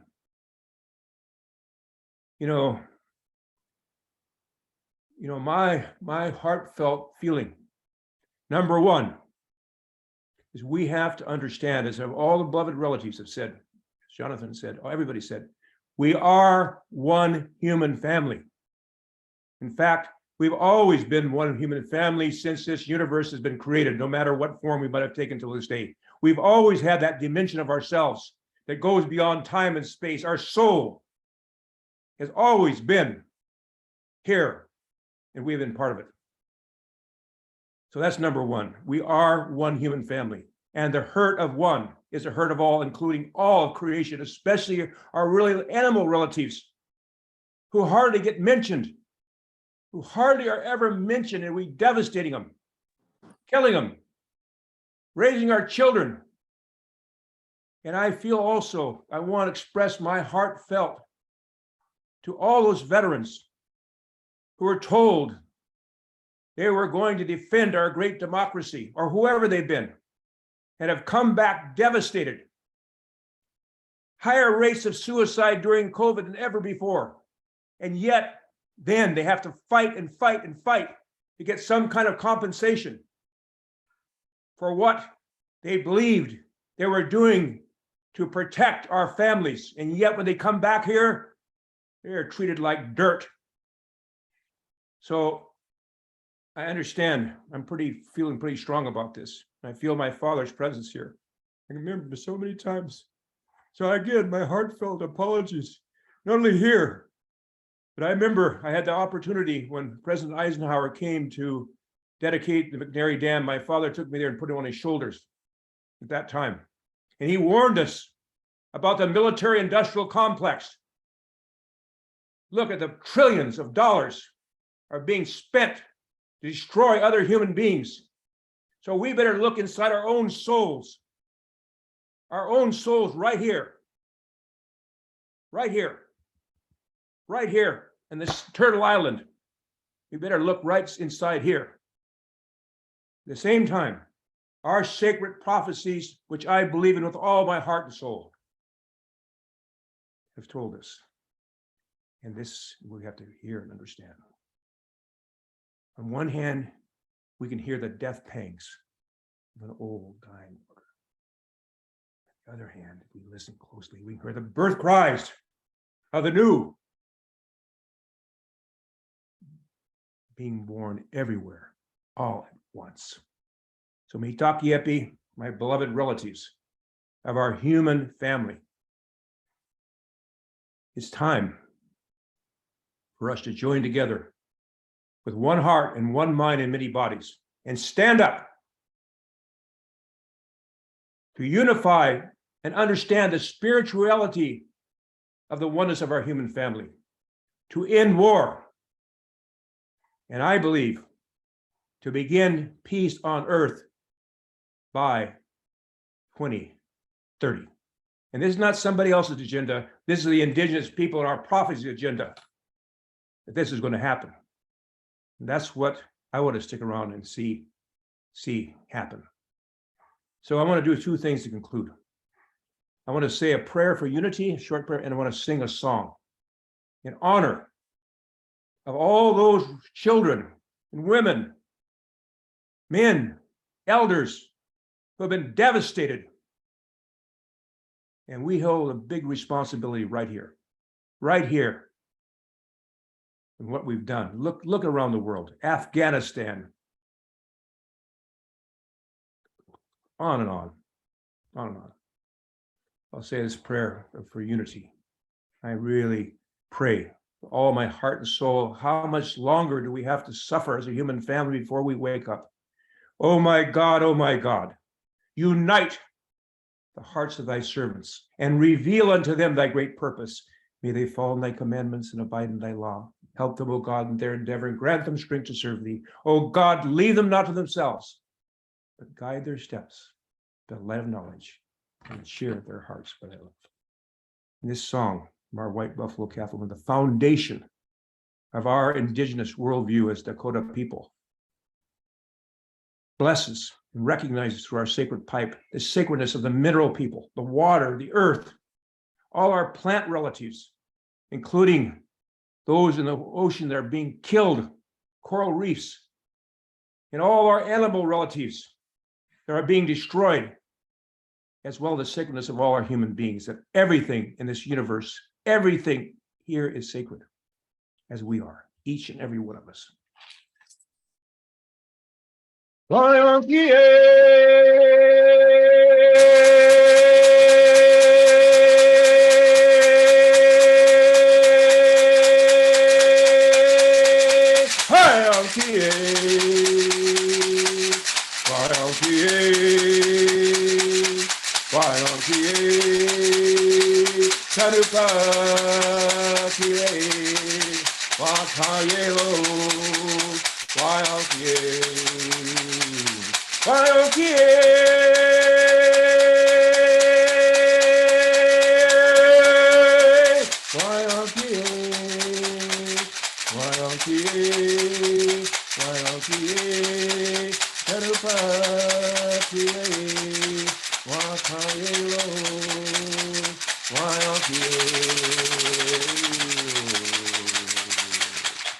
I want to close as our way at our Dakota people. Shummano Hemeado, Chinupasaba Hemeado, Howlibi Chante Washte, which means my name is Shummano and Chinupasapa, and I stand responsible fully, as each and every one of us are, before the Creator for my words and my action. Howlibi Chante Washte. And I thank you so much, my dear sister Fumi, for what you've done. Brother Scott, Brother John, both Johns who are here, all of you, for this is the time. We are the ones we've been waiting for. This is the time for us to arise as never before, as prophesied, with one heart and one mind and many bodies. And as I want to change this from my dear relative, Tashunka Wiko Crazy Horse said, he used to say, if we run into battle, Hokahe, it's a good day to die. I'd say this, Hokahe, it's a good day to live. On behalf of our 7 generations yet to come, and on behalf of those 7 generations who are with us right now, closer than our closest vein, they're right here, including all those, by the way, that left us in Hiroshima, Nagasaki, and the fire bombings, and everything that's happened. There's no death, just a change of worlds. So Mitaki Api, thank you so much. Honor and pleasure to be with each and every one of you. Aum Shanti Washti.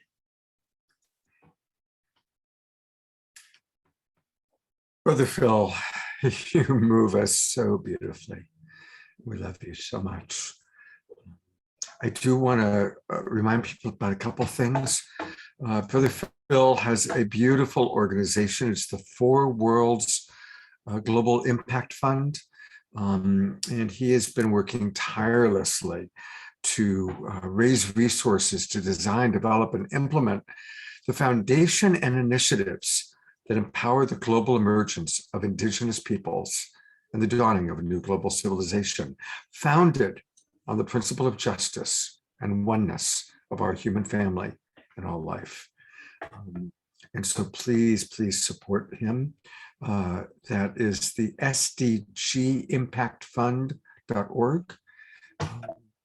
And that's how we support the Four Worlds work that Phil is doing. And it's really easy. There's lots of ways that you can donate, even cryptocurrency. Also, I want to let people know that Phil is going to be with us again next Friday night on The Awakening World. And it's going to be a really special show. We're going to be talking about understanding epigenetics and what it really means to honor our 7 generations, both past and forward, understanding the true power of taking into consideration our celebration of the 7 generations of ancestors who have created this incredible world that we live in, that have given us the freedom that we have, that have given us the abundance that we have, and to pay it forward by now using that freedom, using all the blessings that we have to create the world that we all want, a world of peace. So Brother Phil is going to be with us next Friday night, along with my co-host Trish Wright, and a very special guest, Christamora Collins, who has been studying epigenetics. So that's next Friday night on The Awakening World. So I'm grateful we get a double dose of Brother Phil and your wisdom and your passion and your profound love for humanity. Thank you, my dear brothers, and all the relatives here. Meet up. My brother,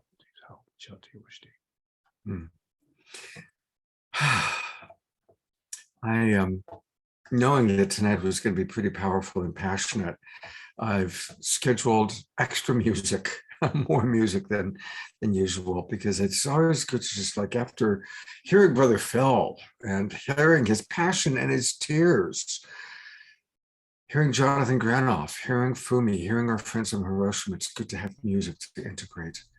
And so it's my pleasure to bring on Fanny and Vigari, 2 of our favorite ongoing musical performers who are coming to us from Canada.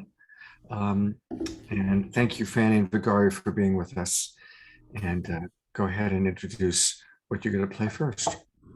Yes, of course, we are quite honored to be part of this, and quite moved and touched by Brother Phil and by everything that's gone on tonight. We're going to do a song called Sirens Dance, and basically it's a series of chants about listening to nature spirits and also listening to voices that come from within, voices that remind us that deep down, beneath all of the outer troubles of the world, deep down we are divine beings, and we need to remember that we have this divinity within. That's a basic part of who we are, and we need to honor that with our actions, with our words or deeds or actions. And through water we do. Through water is divine connecting us to the earth and the sky. So go deep within and Sirens Dance.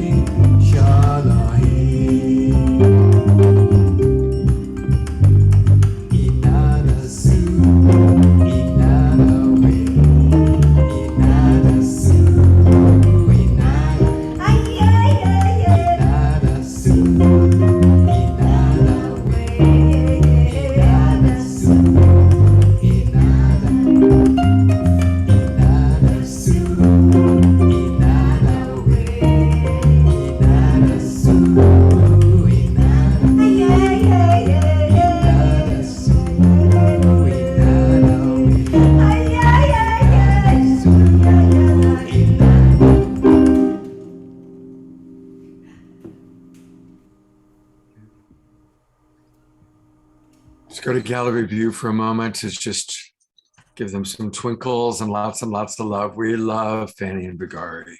We love them. And they're going to close us out tonight. Our final experience is going to be a final song from Fanny and Vigari. And, you know, let's support our musical artists. And a wonderful way to support Fanny and Vigari is to buy their music. And they have several albums now that are on Bandcamp. I put the link into the chat box. And they are known on Bandcamp as the Mystiques 1111. And they've got now Sirens Dance, along with Awaken, Star Child, Magic in the Air. So let's always support our musical artists. I've bought their music and I love it. It's wonderful to be able to play. So you don't have to wait until Saturday night to hear them play. You can actually own it and have it on your computer or your device. Thank you both so much. And we will see you in a little while. Thank you. Thank you. I'm going to turn it over to Fumi to introduce a new guest, new to the Awakening world, Barbara Newsom. Yes, I'd like to welcome Barbara. And you know, when I first met with Barbara, she talked to me and shared with me the story of her father. And this is why she is so devoted to the abolition of nuclear weapons. Her father spent 1 year in Nagasaki right after the bomb fell on that city. He went there to serve as a United States Navy medical doctor for 1 year. So can you imagine the experiences he had, the relationships that he cultivated and created and experienced with all of these Japanese people he worked with, he met, and even the patients that he treated. Just such a moving story and experience that she carried all the way through. You know, she's still carrying that legacy now. And so she has a lot to share with us. So Barbara, please tell us your story and share us some words about your father and your experience. Thank you, Fumi. And when I speak today, my first acknowledgement is always the same. To anyone who is listening, who has relatives in Nagasaki and Japan, who experienced the war that my father also experienced, First, I say thank you for all you have done for world peace from the beginning. And now it is our great honor and privilege as second and third generations, along with those still living, to carry on the work that was started those many years ago, 77 years ago. And the time is now. And so I say thank you from the bottom of my heart as an American. And I say I'm sorry as an American. The pain and the tragedy of nuclear weapons effects on human beings is unspeakable, and the pain is hard to bear. I learned to bear it in a loving family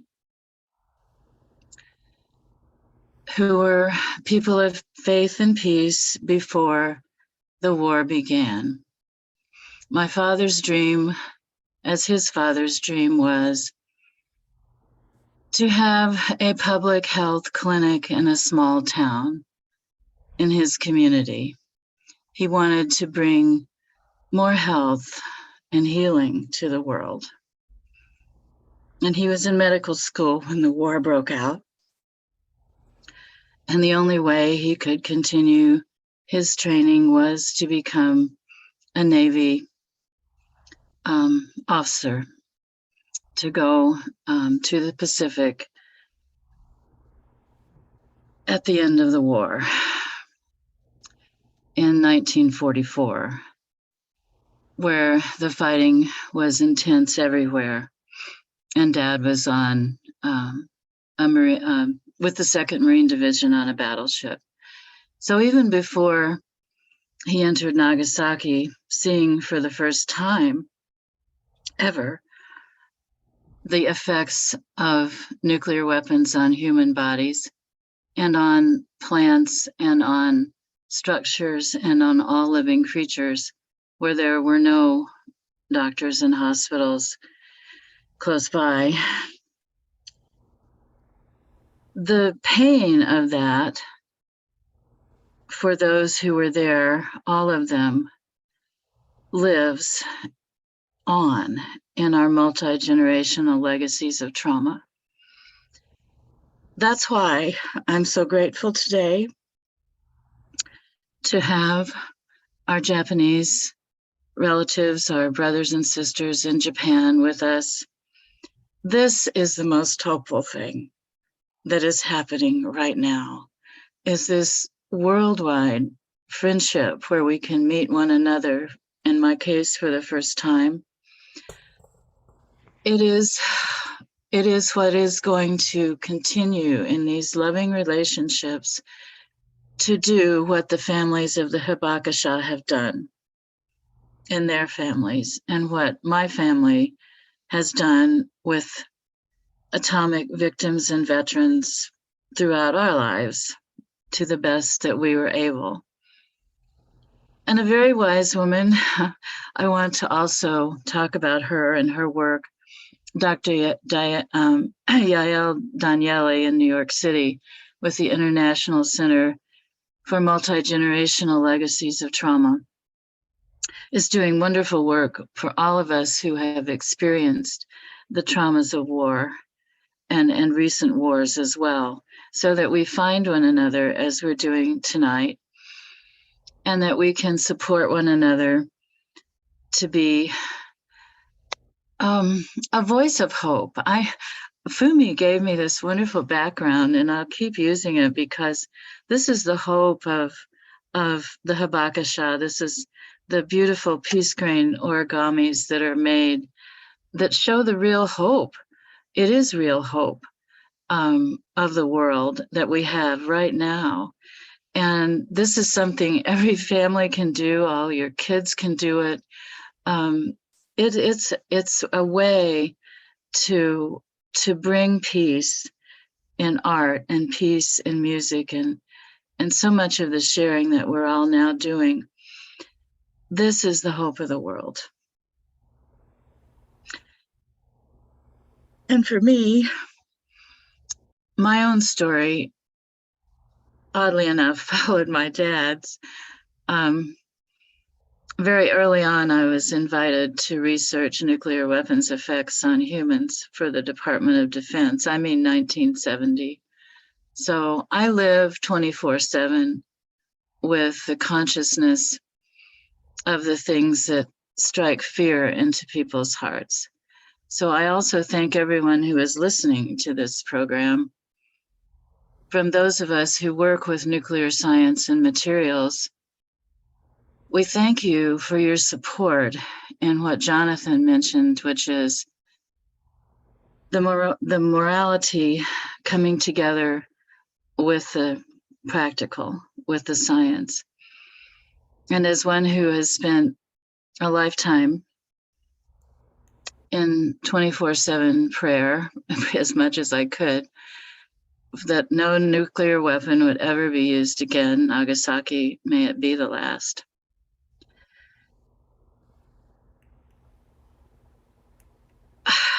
I want you to know we can do this. It is not a matter of technology. If anything, our science has made it much more possible to dismantle nuclear weapons as soon as we want to reverse the trend that the world is in at this very moment. We can start and we can do it, and it is not a matter of technical problem. Jonathan well knows that in his work in Global Security Institute.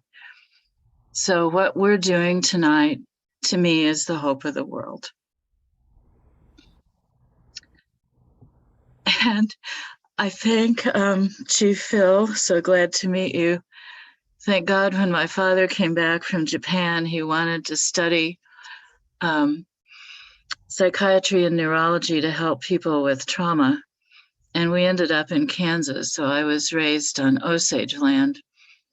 At least I know that from the kind of upbringing I had. And it meant a lot to me to be that close to the plains in Kansas. And that's not where my parents are from. But I was just so grateful to have the grounding of the nations of which you speak. So thank you for letting me speak from the bottom of my heart. Those of us who are finding each other as second and third generations of all kinds, we really need one another because it isn't easy to talk about this. It was very hard for me even to do my first speaking yesterday of this kind. So we appreciate your love and your support of us. And I'm really happy about the action piece because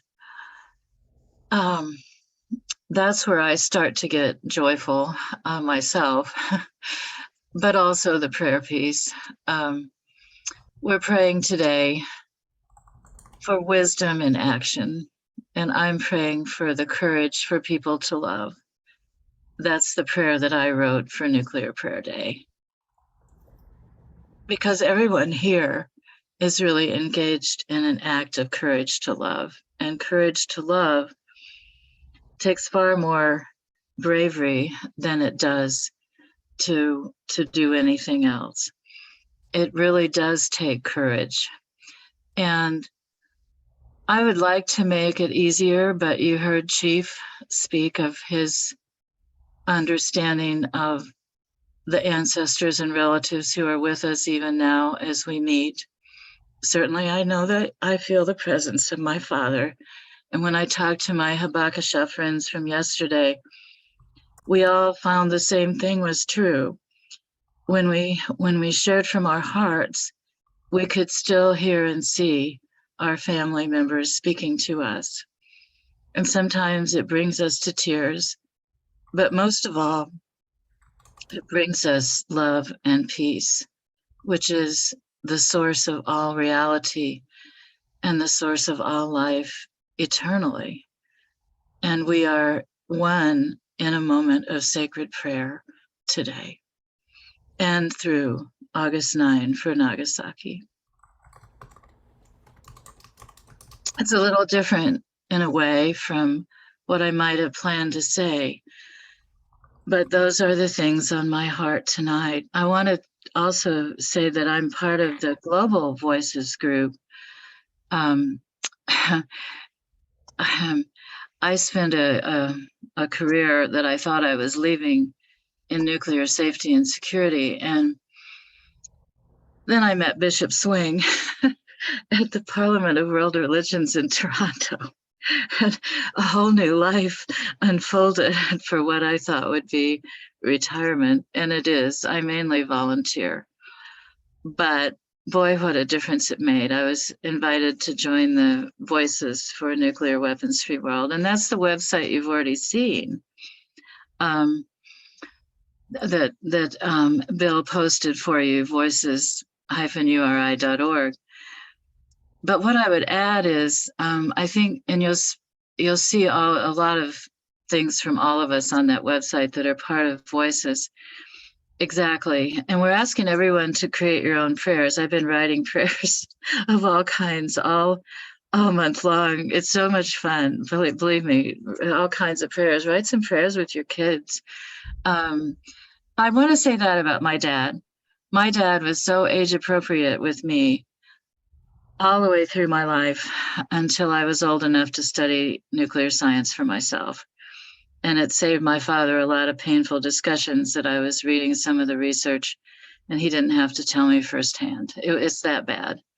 So Dad and I were partners. He lived much longer than most atomic veterans. He became blind early from high radiation exposure in Nagasaki, but he kept on in his work without being able to see very well, and died eventually of leukemia, but at 93, which is also high radiation. My dad never had anything else wrong with him. He was a very healthy man. And I was blessed to have him as long as I did. But he told me before he died, he said, if I told you every story I could have told you because I asked him to. I said, we don't have a lot of time left, Dad, to keep telling me stories. And he finally said to me, if I told you every story I had from that war, it would only be the tip of the iceberg. So there's a lot of healing yet to do on our planet and in our world. Now, my happiness is we created Voices, and you don't have to watch it now, but I want you to know where it is. We created a video that fills a gap. If you go to, I looked it up on my website here, hold on. If you go to Voices Filmography, Resources and Filmography, the very first one that plays is created by Voices for children, for K through 12, for parents of children. So few people know anything about nuclear weapons, and they can be so scary. And again, my dad was great at how to tell us about these things in good ways. This is a great one too, the World Free of Nuclear Weapons music video, one of ours. Captain No Nukes is another one. So if you go to the filmography of our creations that Global Voices has done, you'll just see some wonderful, wonderful resources that are not scary, but yet they really make the points we're trying to all understand and make together to make this world a world of peace. Thank you so much, Barbara. I've just put into the chat box the link to the videos, and thank you for the beautiful work and the heartfelt sharing. And I'm imagining that right now, the spirit of your father is very proud of you. And We give thanks to the greatest generation as they were known, and the incredible sacrifices that they made so that we can have the freedom that we have today. Now let's use that freedom. Let's use that abundance wisely. Thank you so much. I want to acknowledge a beautiful brother who's with us. Hopefully he's still with us. I am now looking for John Raymer. There he is. John, you're on camera with me for a minute. I want to appreciate that John is quite a powerful voice for peace. Hopefully he'll be part of our roundtable. And I'm going to play a video that was very much inspired by John. John and his brother from another mother, Ben Bowler, are very much behind this incredible movement of 99 Days of Unity. And along with Kristen Hoffman, whom we all love and adore, the inspiration for a song came forward. And the song was so strong, but I said, we need to add some visuals. So my editing team, Alan and Son, added some visuals. So let's take a look again as an opportunity for us just to kind of relax a little bit here and drop into a beautiful video. So here we go with the Awakening World 99 Days of Unity video.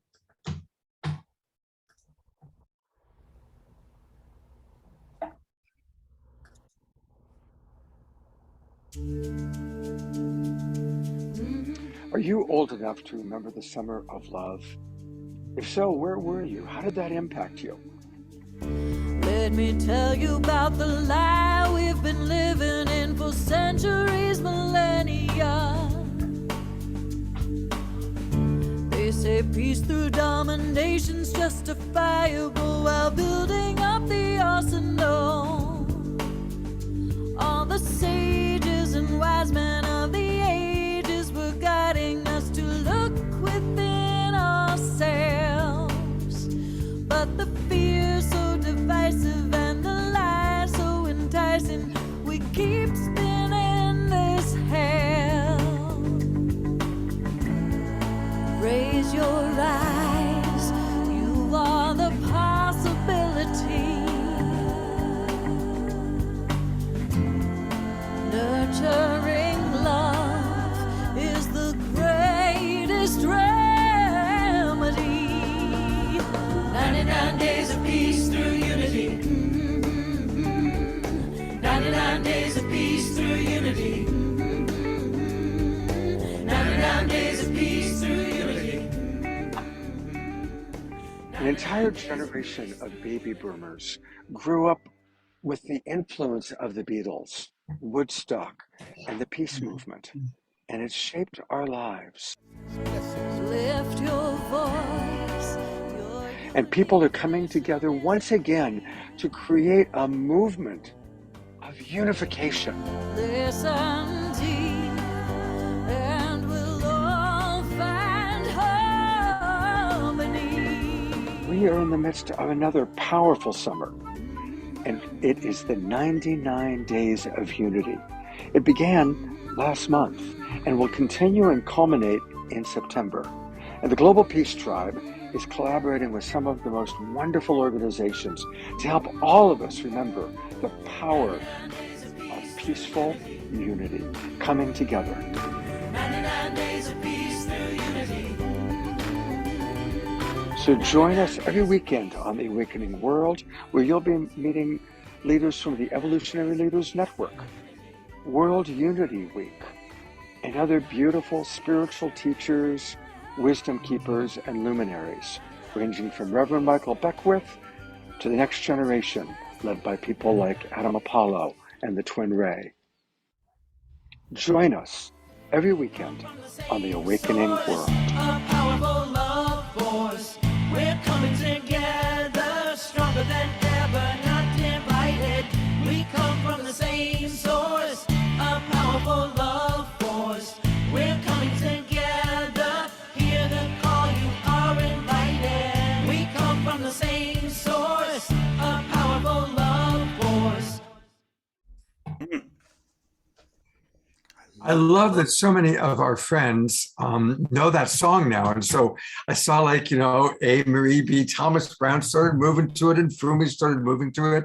It's pretty cool, John, don't you think? Oh, it's fabulous. Really well done, Scott. And Yeah.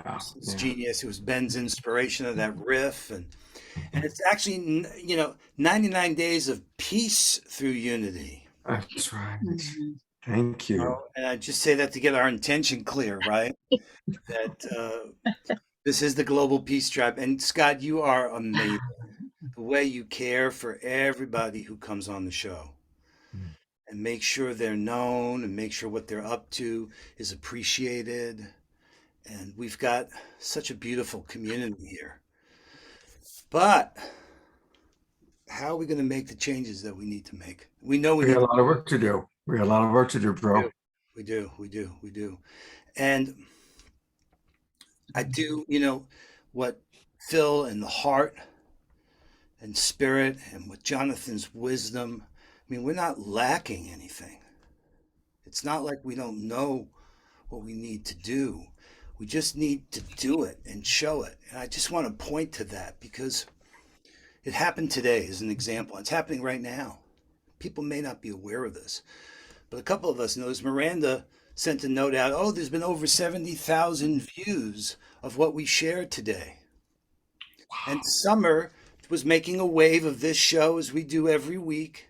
And if you look and see, you can see all of us together are rising up in unity in a way we haven't before. That's different.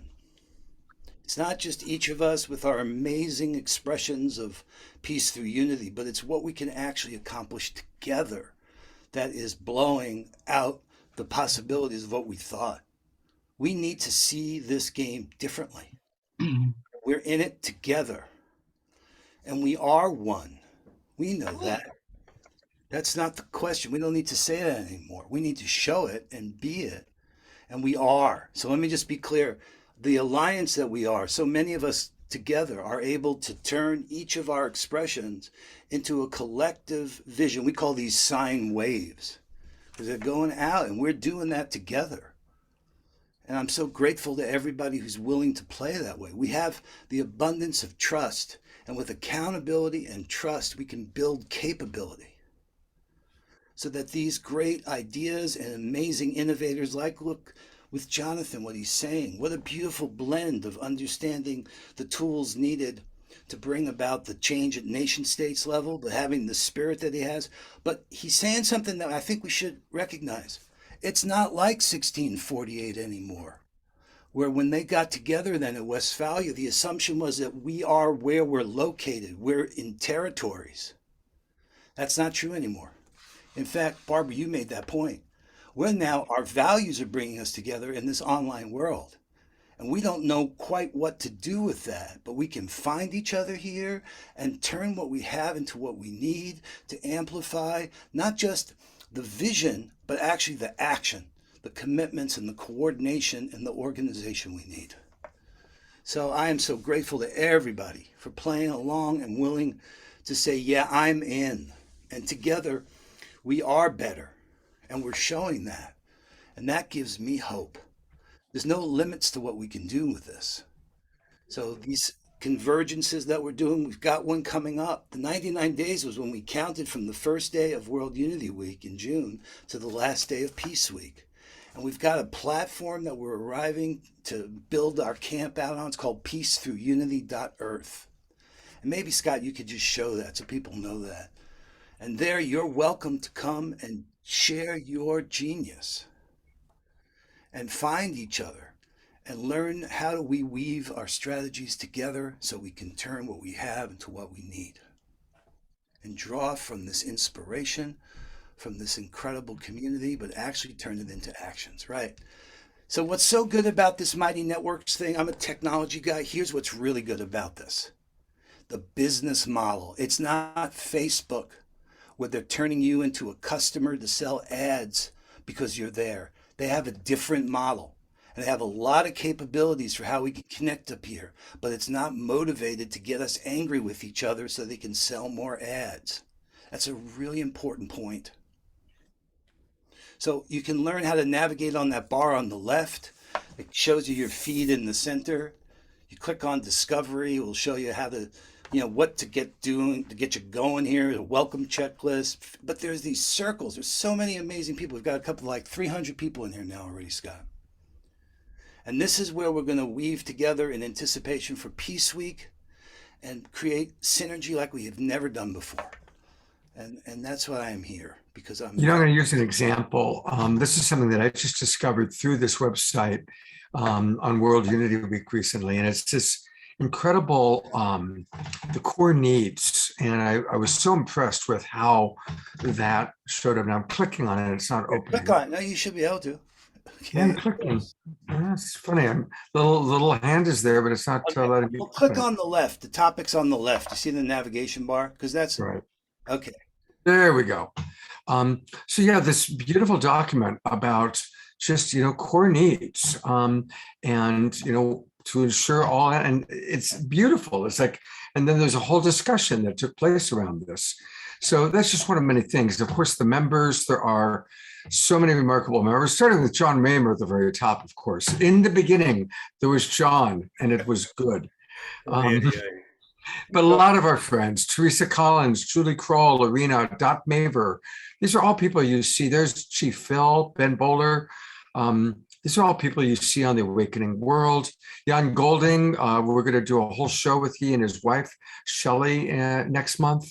So this is a wonderful way for us to all connect. And thank you, John, for playing such a big role in helping us to understand how to do that. Oh, it's our pleasure. We're really determined to use this incredible. I mean, look, what did they say? We're one miscalculation away from annihilation. Mm-hmm. Right? Secretary General said that the other day. So I want to bring, I just saw a note, I'm sorry, but Jonathan Granoff is on East Coast. He's been up since 3 o'clock in the morning, and he has something he wants to add before we lose him, before he turns into a pumpkin. Jonathan, thank you. Thank you, brother. Actually, I went to bed at 4 o'clock in the morning.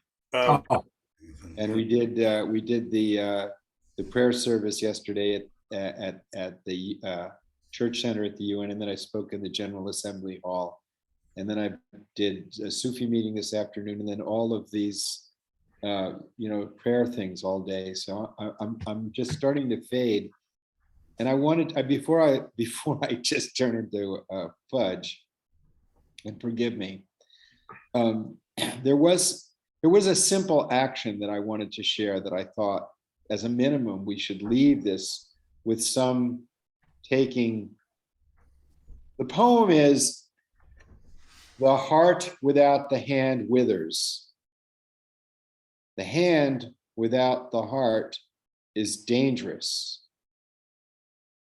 When the heart and the hand come together with the wisdom of unity, then salt is turned to sugar.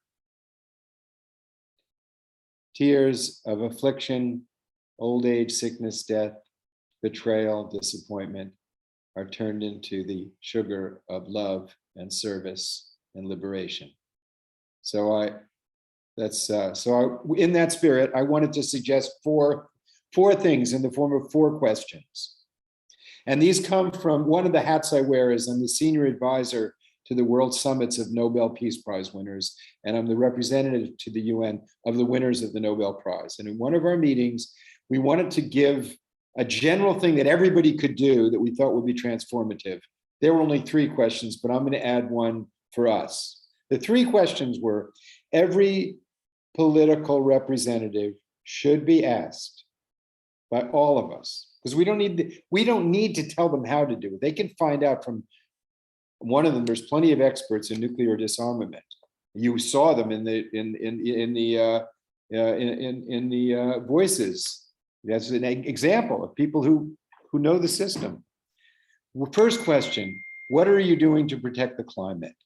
Because to protect the climate opens up economic change, opens up renewable energy, so many things. What are you doing to protect the climate? We care about that. 2, what are you doing to eliminate poverty?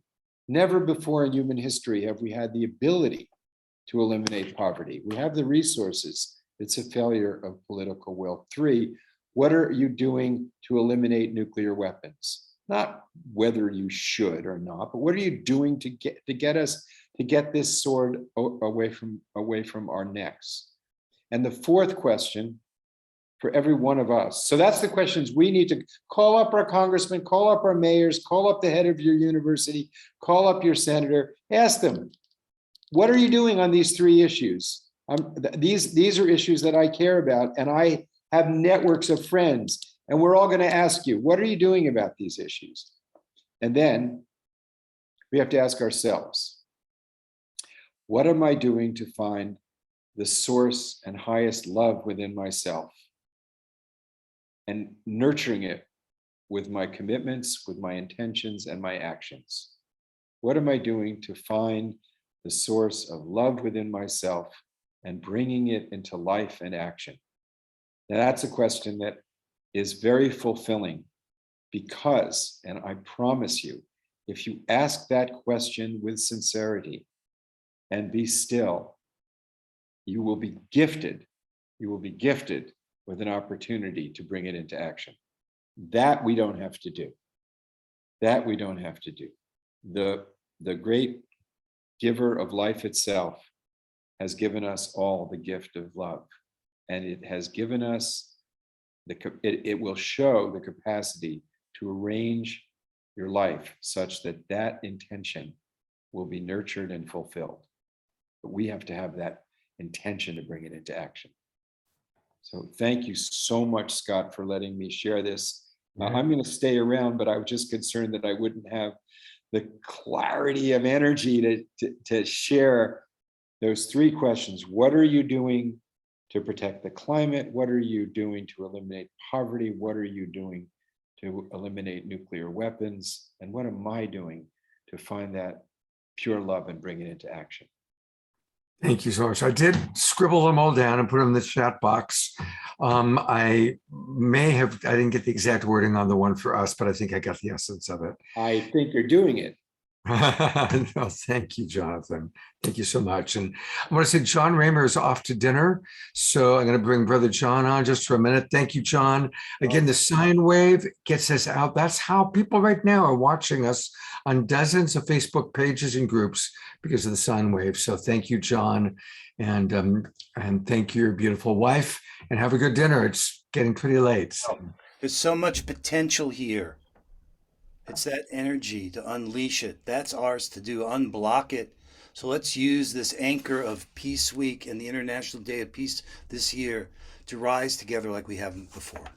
Absolutely. Thank you so much, everybody, for willing to play. Thank you, Fumi. I love you so. Love you too, John. Bye for now. So much. Right, John. We are running about an hour later from the agenda, and I really want to thank your friend Jennifer you're about to introduce, and we will still get to the Global Peace Tribe announcements, but Jennifer's been patient, so let's hear from Jennifer, and then we'll go to Global Peace Tribe announcements. Wow, what a convergence of love and unity and light. So this has been an incredible time together, and I'm so thrilled to bring on my dear friend Jennifer Kim. I've known Jennifer for a long time. We go back, way back.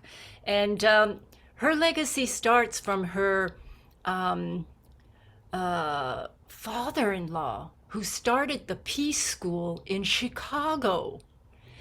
And, you know, they have such an incredible history. In fact, they have been organizing Peace Day in Chicago since, I believe it was, I had to jot it down, 1978.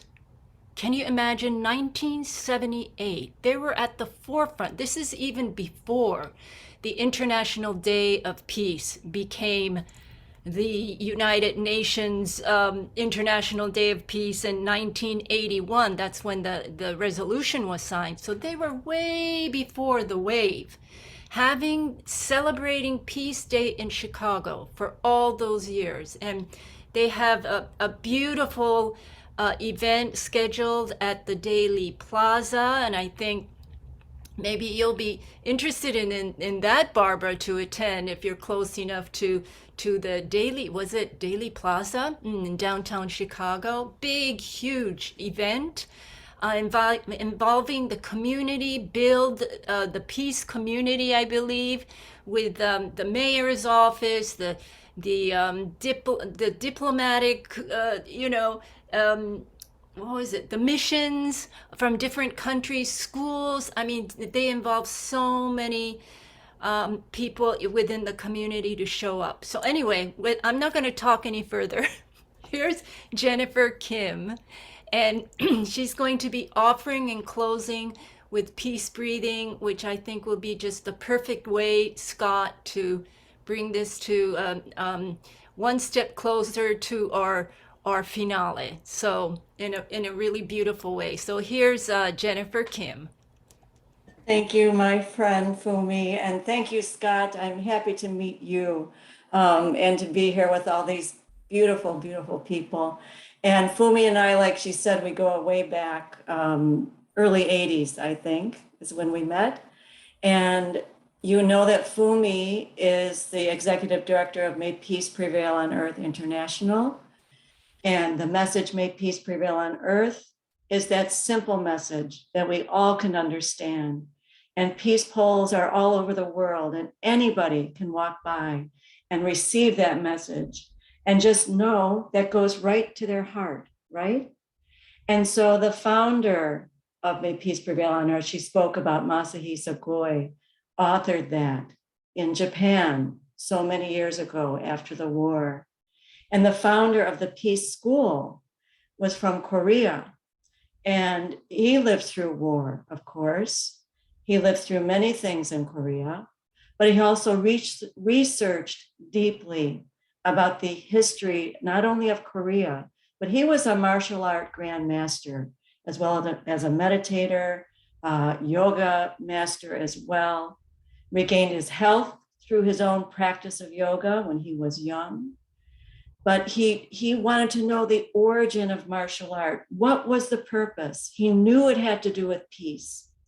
And he found an ancient system that included martial art practice so that we become strong in mind and body in order to create world peace. He knew that martial art practice was not just this inner peace or some kind of, simple way of thinking peace. It was about world peace. And he left the country he loved. He loved Korea. But he came to the United States in the early 70s because he felt if world peace is ever going to occur, this is the place where it could start, because we're made up of every culture and every country and every race and every language. So he left it all behind. He got in a plane with a little bit of money, met somebody on the plane who helped him, one of those kind of stories. That was his life.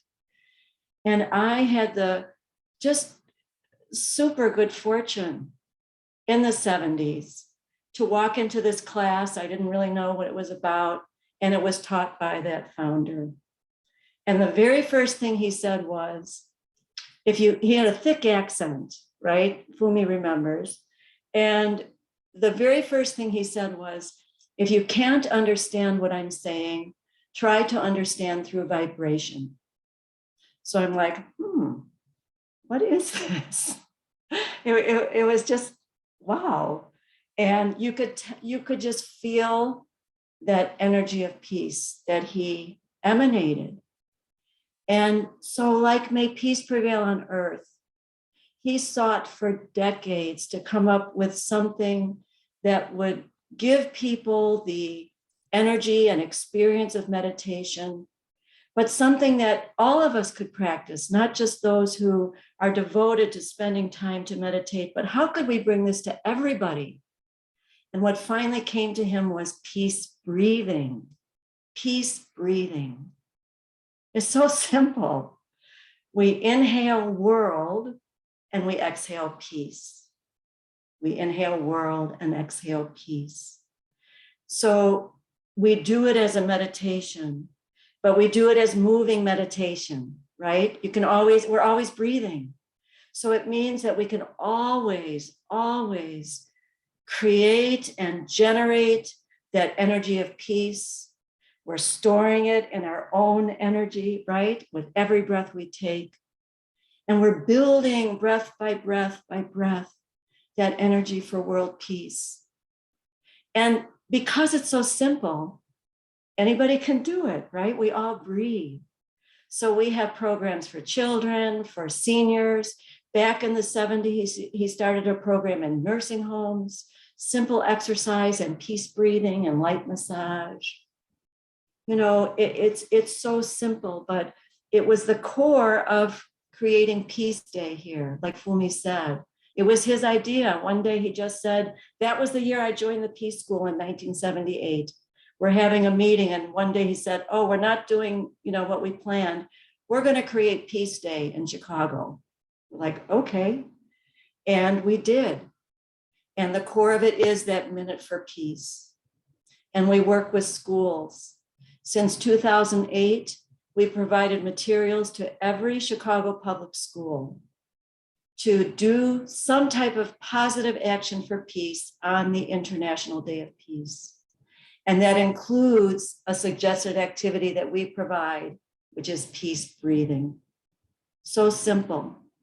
But what he taught us and what all of us here understand is that that energy, that's where it starts. We have to shift the energy first. Those answers are there, like we all know. So rather than hear me blab on, I'll just share some peace breathing. Why don't we do that together? If you like, you can close your eyes.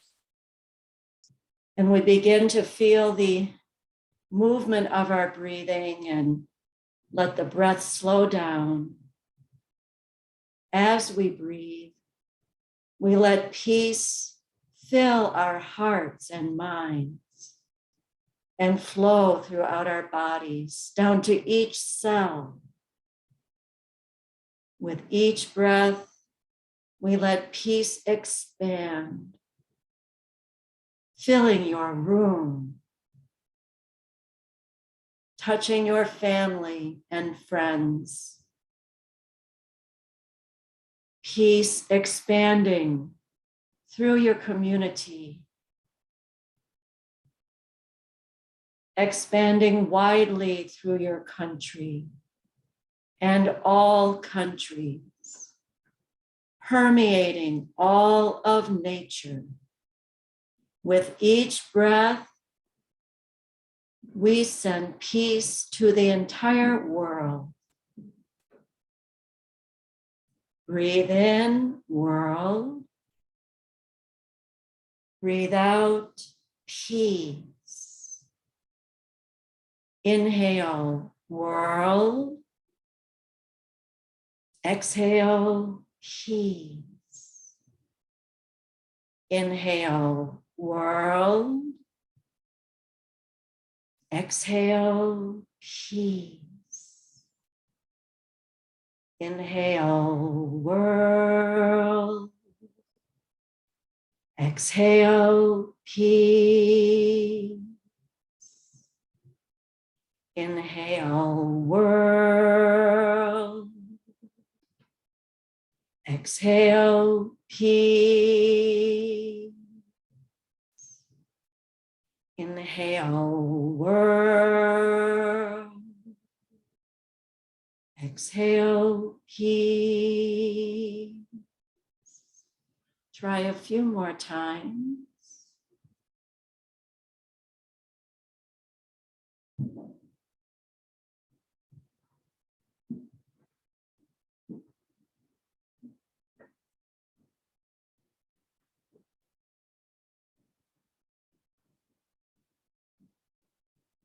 Peace, relax. I want to say thank you. I am so grateful to be able to share this gift from Grandmaster Kim, my late father-in-law. Thank you so much.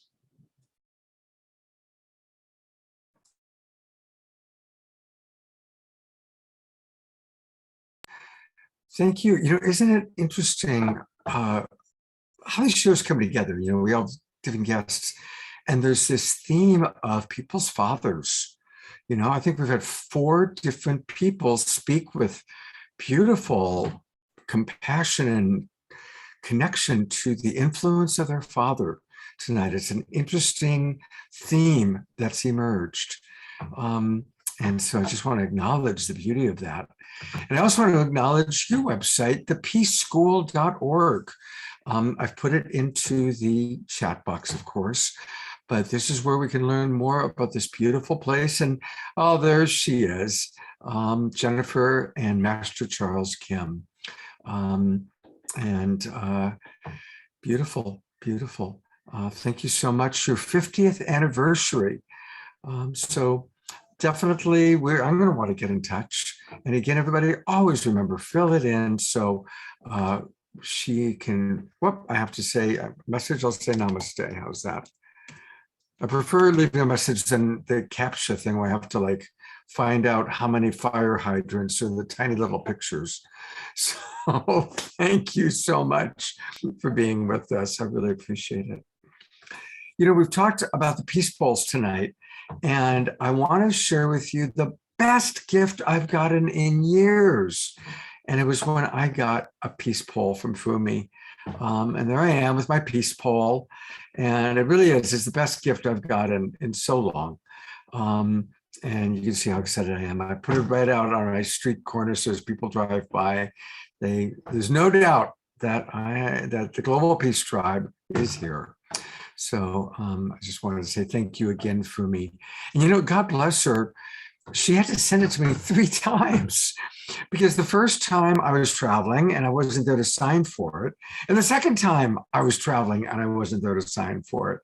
And the post office didn't want to hold on to this gigantic package. They didn't know what it was. They probably thought it was a rocket launcher or something. So Fumi, God bless you for sending it to me 3 times I finally got it. Thank you. Bless 3 times over, Scott. Absolutely. Thank you. Now we're going to have a little roundtable conversation, but I do want to get to the Global Peace Tribe announcements. You know, a big part of the Global Peace Tribe is supporting all of our friends. And it's wonderful. You know, we met Omashar, and now he's our house musician.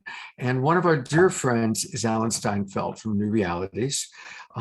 You've seen him on my show. We've collaborated. He's been a co-host. And Alan always puts all the Awakening World shows on his YouTube channel. So it's another wonderful way that people reach us. He's also the author of Making Contact and just did a great 5-episode series with Deborah Giusti, the co-founder of Global Peace Tribe. So Alan, you got something special to tell us about. Well, I think one way to get peace is to realize, of course, that we're one planet and we're one people. And we really don't have that perspective until we meet beings that inhabit the cosmos. We're not a freak of nature.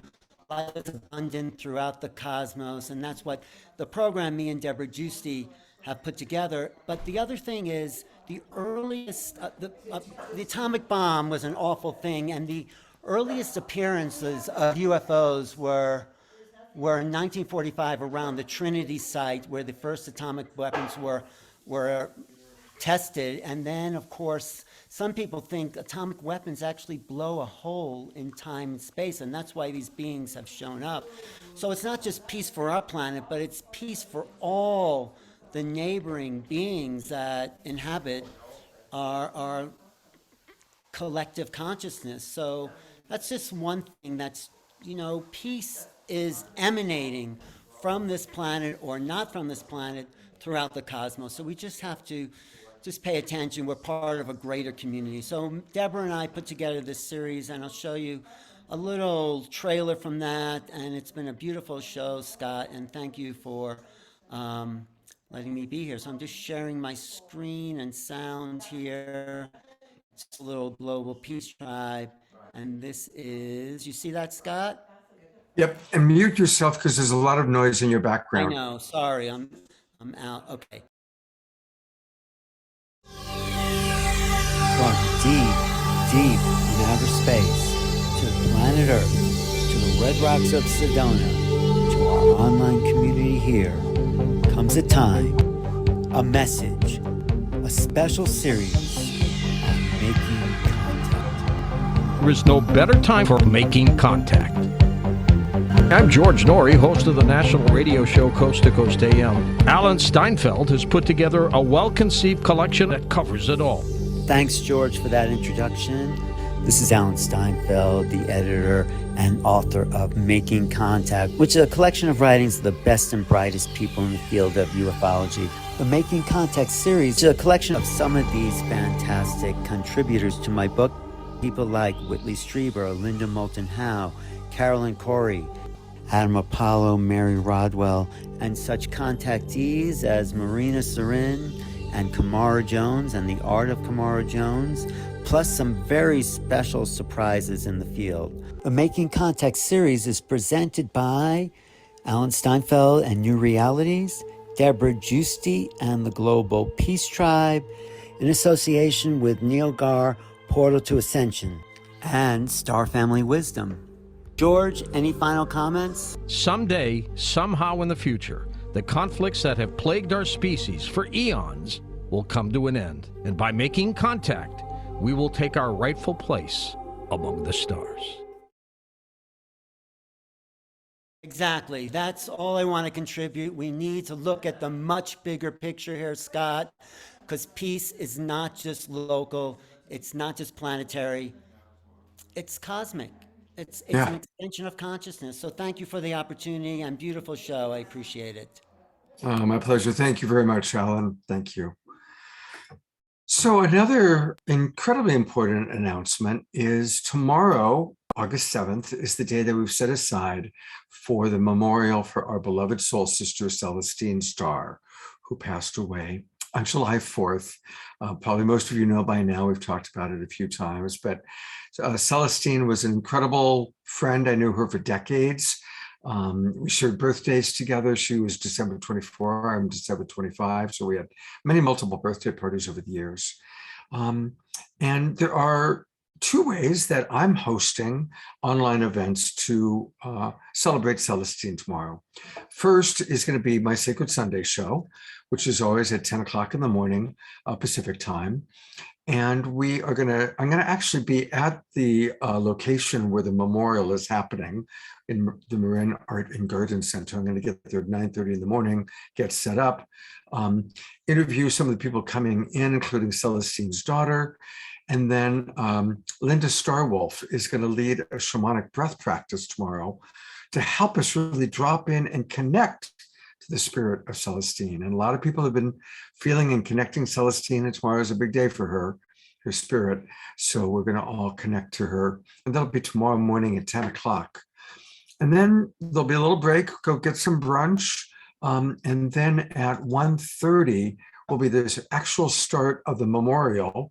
Now we're limiting it to 200 people live. So for those of you all over the world who want to participate, we are going to have a special online event, special online version of this. And it's free. You're all invited to watch. But I do need people to register. It's important for you to register so that you can get the unique, because it's a unique feed. It's a unique Zoom webinar tomorrow. So that's tomorrow at 1:30 Pacific time. I will put into the chat box the link to join us. Of course, if you've already registered for the Awakening World, you have a link for tomorrow morning, but for tomorrow afternoon, you need to get a link. So there you have it. Thank you very, very much. And I am now going to turn it over to our beloved brother, Omashar, for some music. Because I think it's time for a little more music. Hey, pal.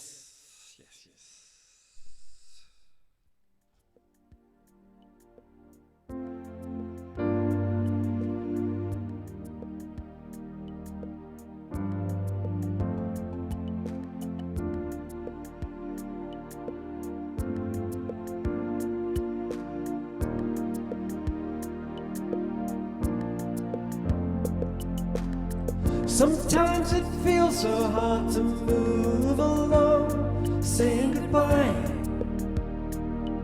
to yesterday. Take heart, my friends, there is a new song bringing us back to our homeland. When something troubles you, just call out my name. I am the one who loves you. Be still within.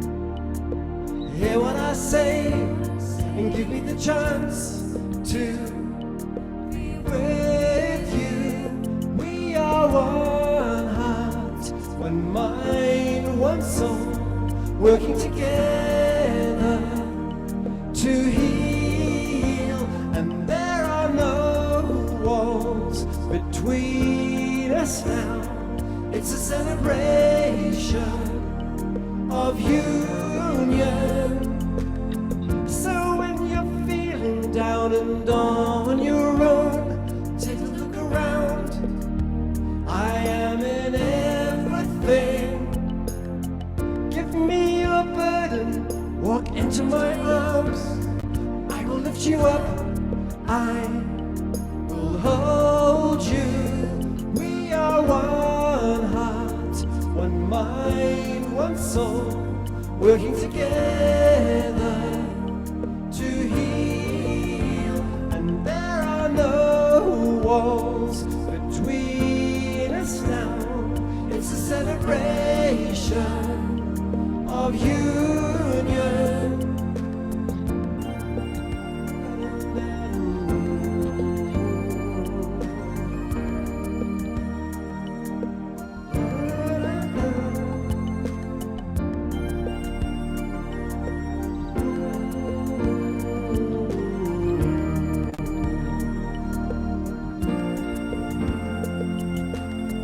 We are the ones who hear the new voice calling us home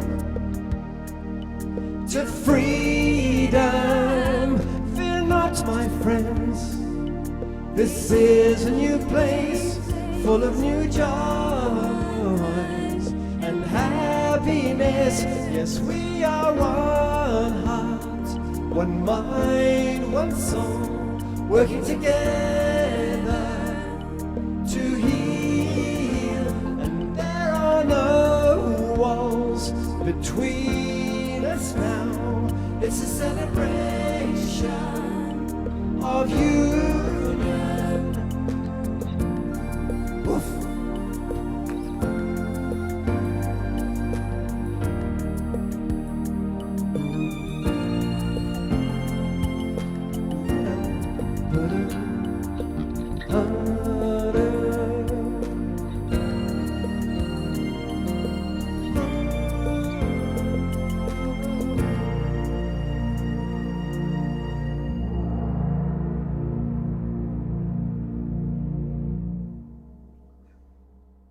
Oh, beautiful, beloved Omashar, thank you so much. And, you know, a wonderful way to support our artists is Bandcamp. And Omashar is on Bandcamp, just as Fanny and Bagari, who we're going to hear from in a little while, are on Bandcamp. And that's a wonderful way. And just go to omashar.bandcamp.com. And that's Thank where you. And do what I did, see how I'm following him.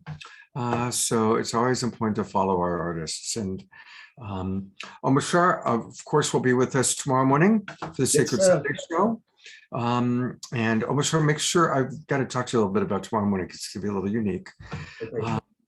And thank you so much. And yes, somebody asked to see Jasmine Bear. So here's the Jasmine Bear appearance for you, Mary, and all of our friends who want to see her. She's getting a little sleepy, but she's good. We just got back from a very big 2-month road trip. So we got in some good travels.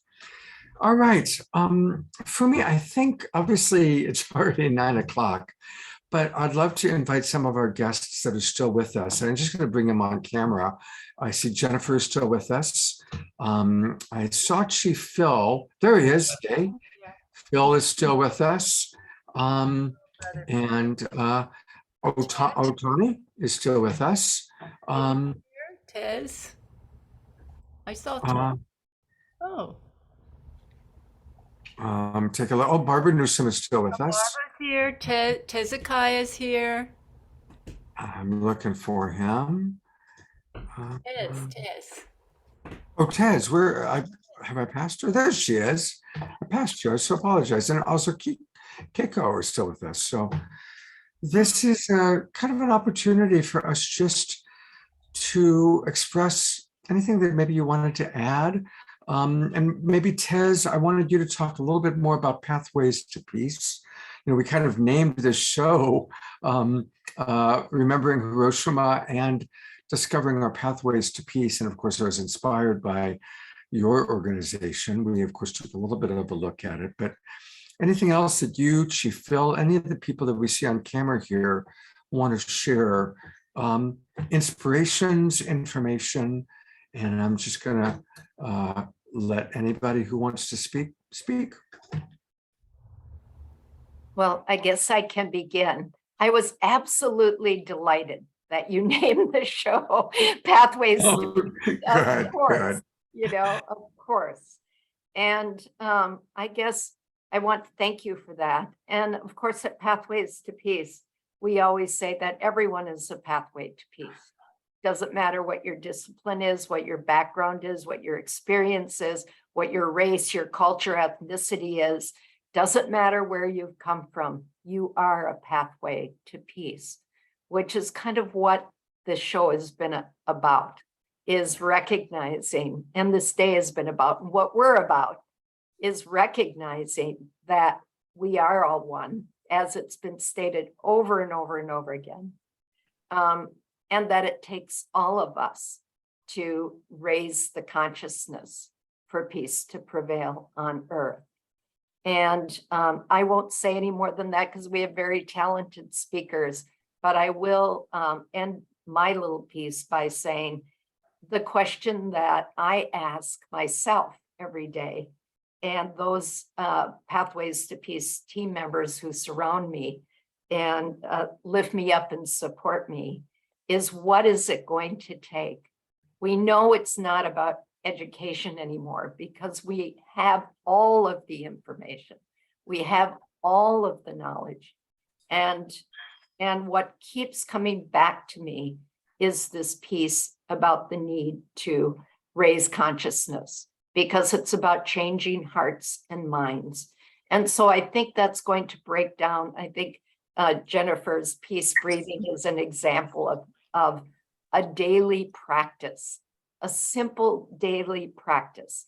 Our peace wave, which is at 12 noon at every day, that is just a pause to hold peace, envision peace.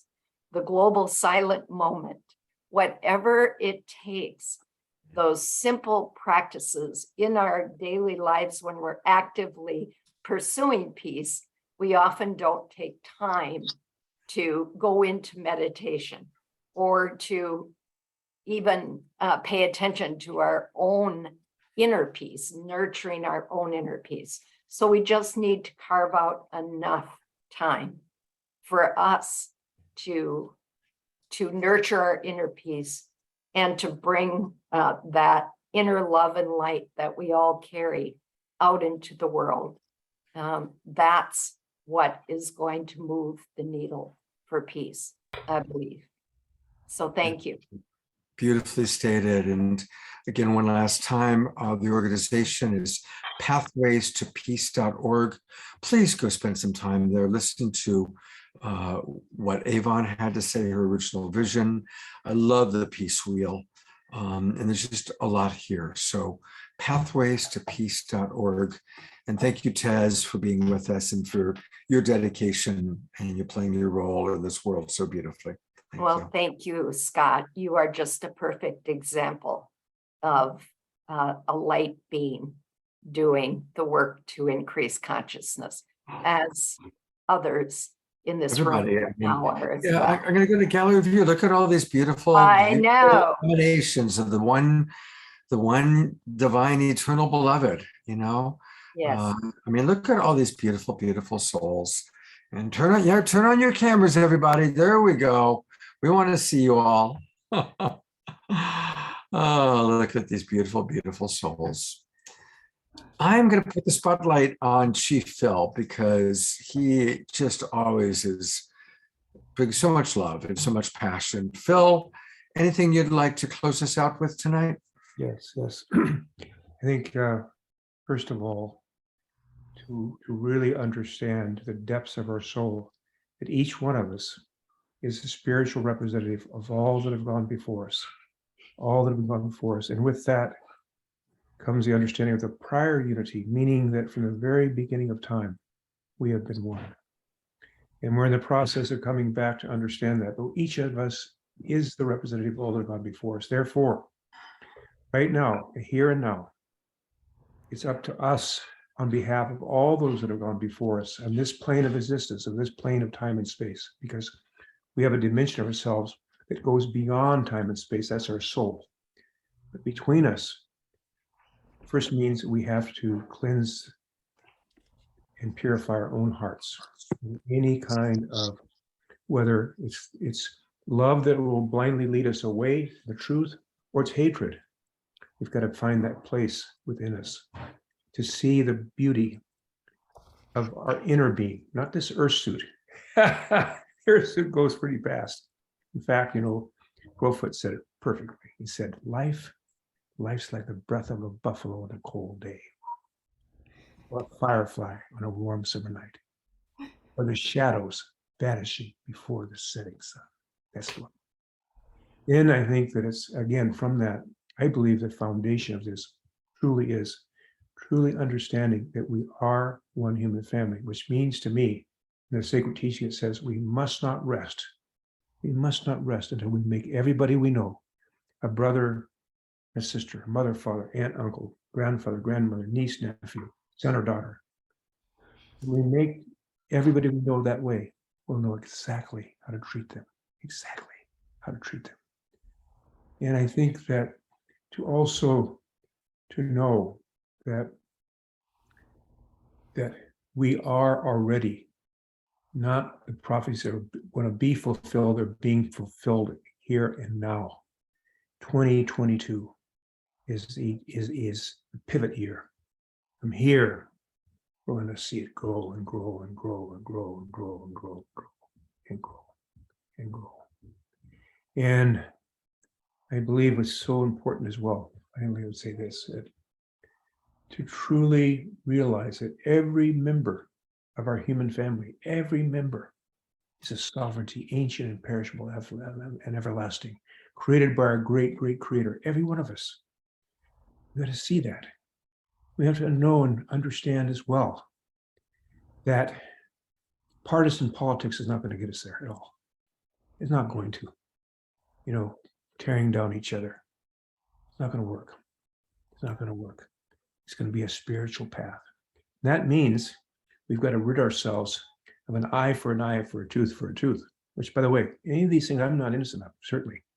And for me, somebody hurt my family in my past days, probably, I'm getting rid of that part, even the old warrior to a wise elder.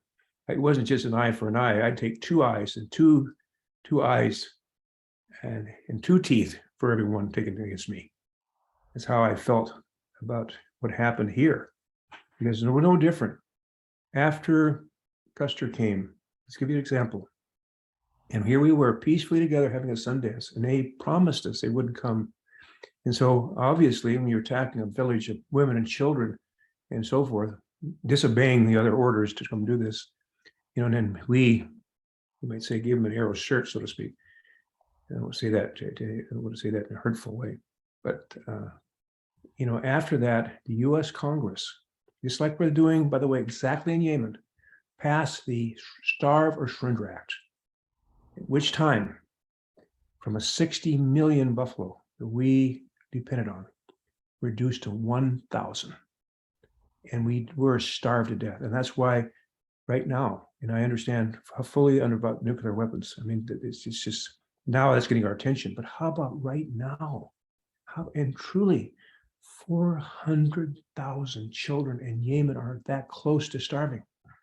The CNN came out with an article, I have to say, I have to appreciate it. It's happened to see it tonight. I knew this was happening, but to see these little children is happening all over Mother Earth. And yet the oil companies, petroleum companies are making record profits. But we are understanding as we go to the grocery stores and we try to fill our fuel, that the hurt of one is a hurt of all. But at the same time, the upliftment, the inspiration, the honor of one is the upliftment, inspiration, honor of all. So that's what I'd like to share and to say thank you. Thank each and every one. Thank you, Scott, so much.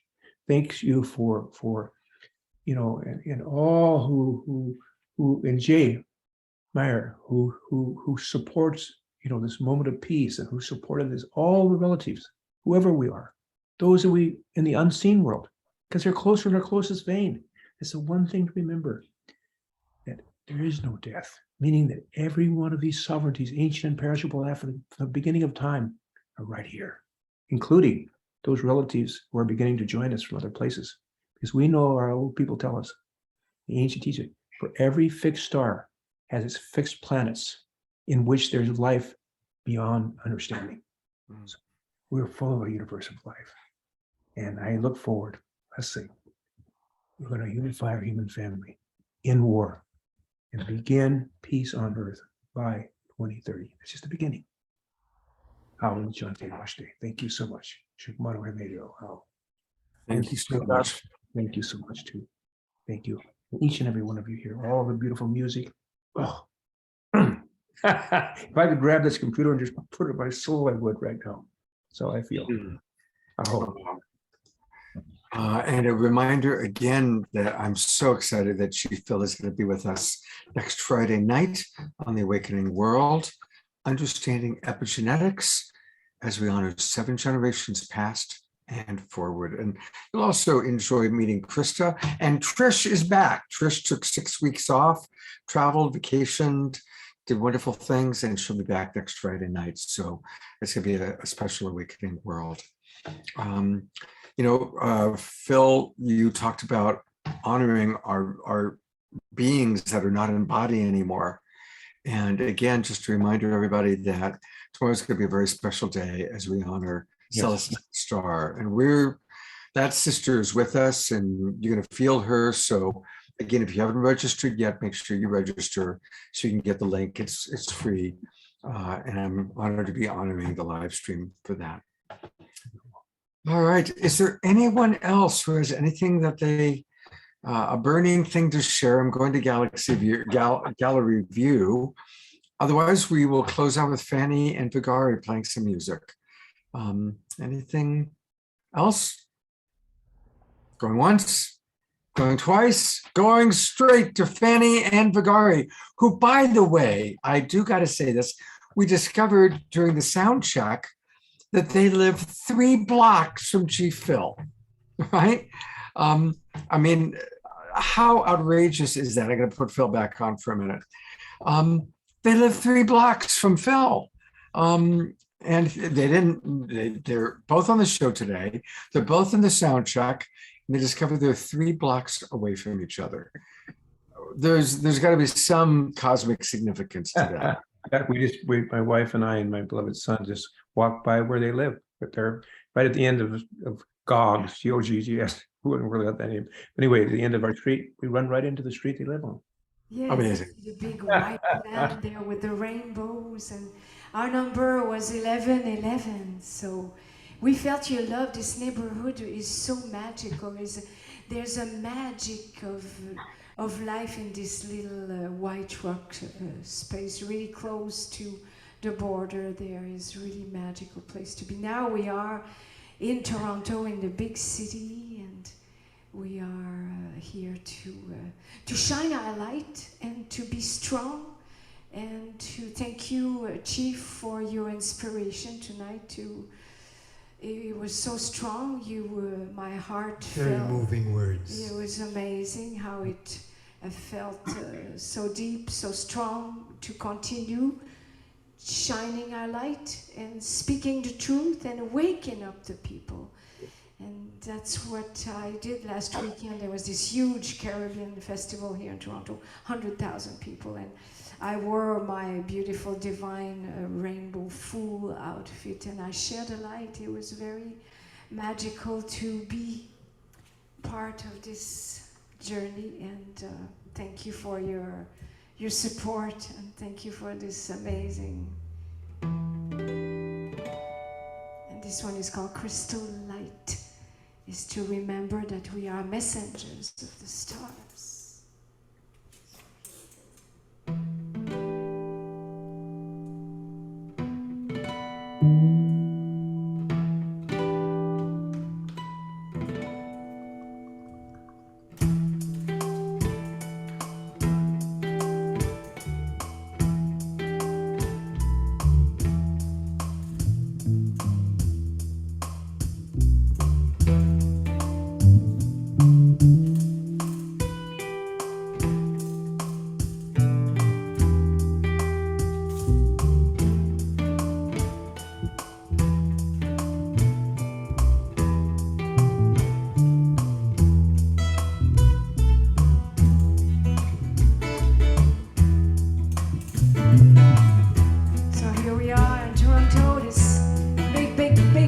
City by the lake. We are in a studio. You can see behind us this big truck that's just about to hit the road.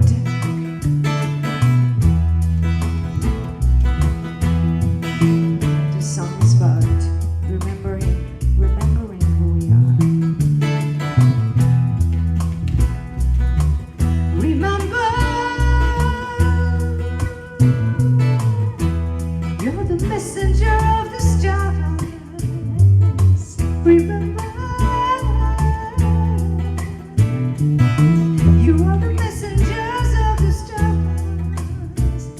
So remember, we are stardust, gold dust, gold light, connecting to our divine divinities, beauty within each and one of us, shining on the light where there is darkness.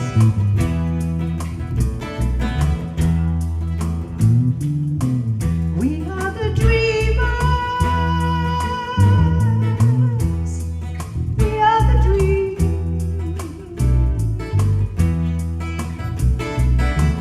We are the dancers.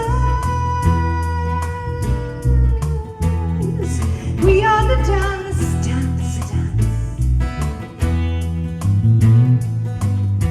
We are reawakening, we are remembering, we are remembering that love is the sacred dance, that love can make the world go round, can make the world go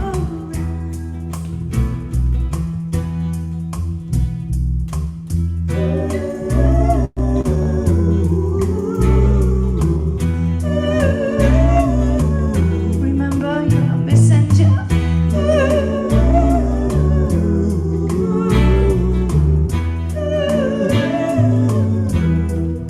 Sing with us.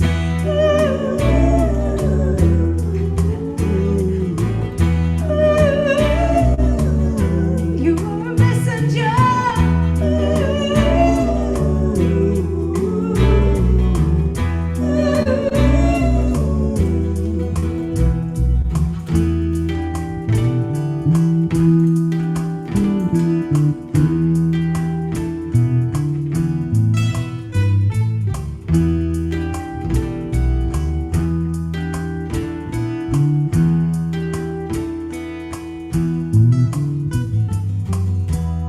We are the lovers.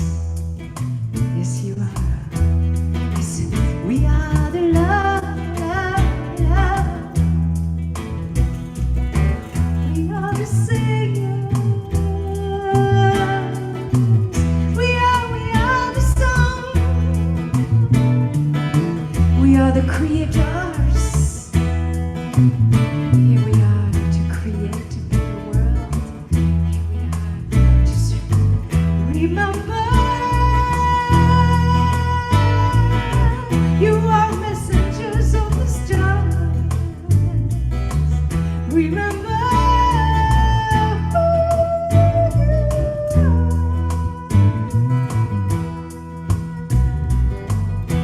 Ay, walala, mayala, mayala.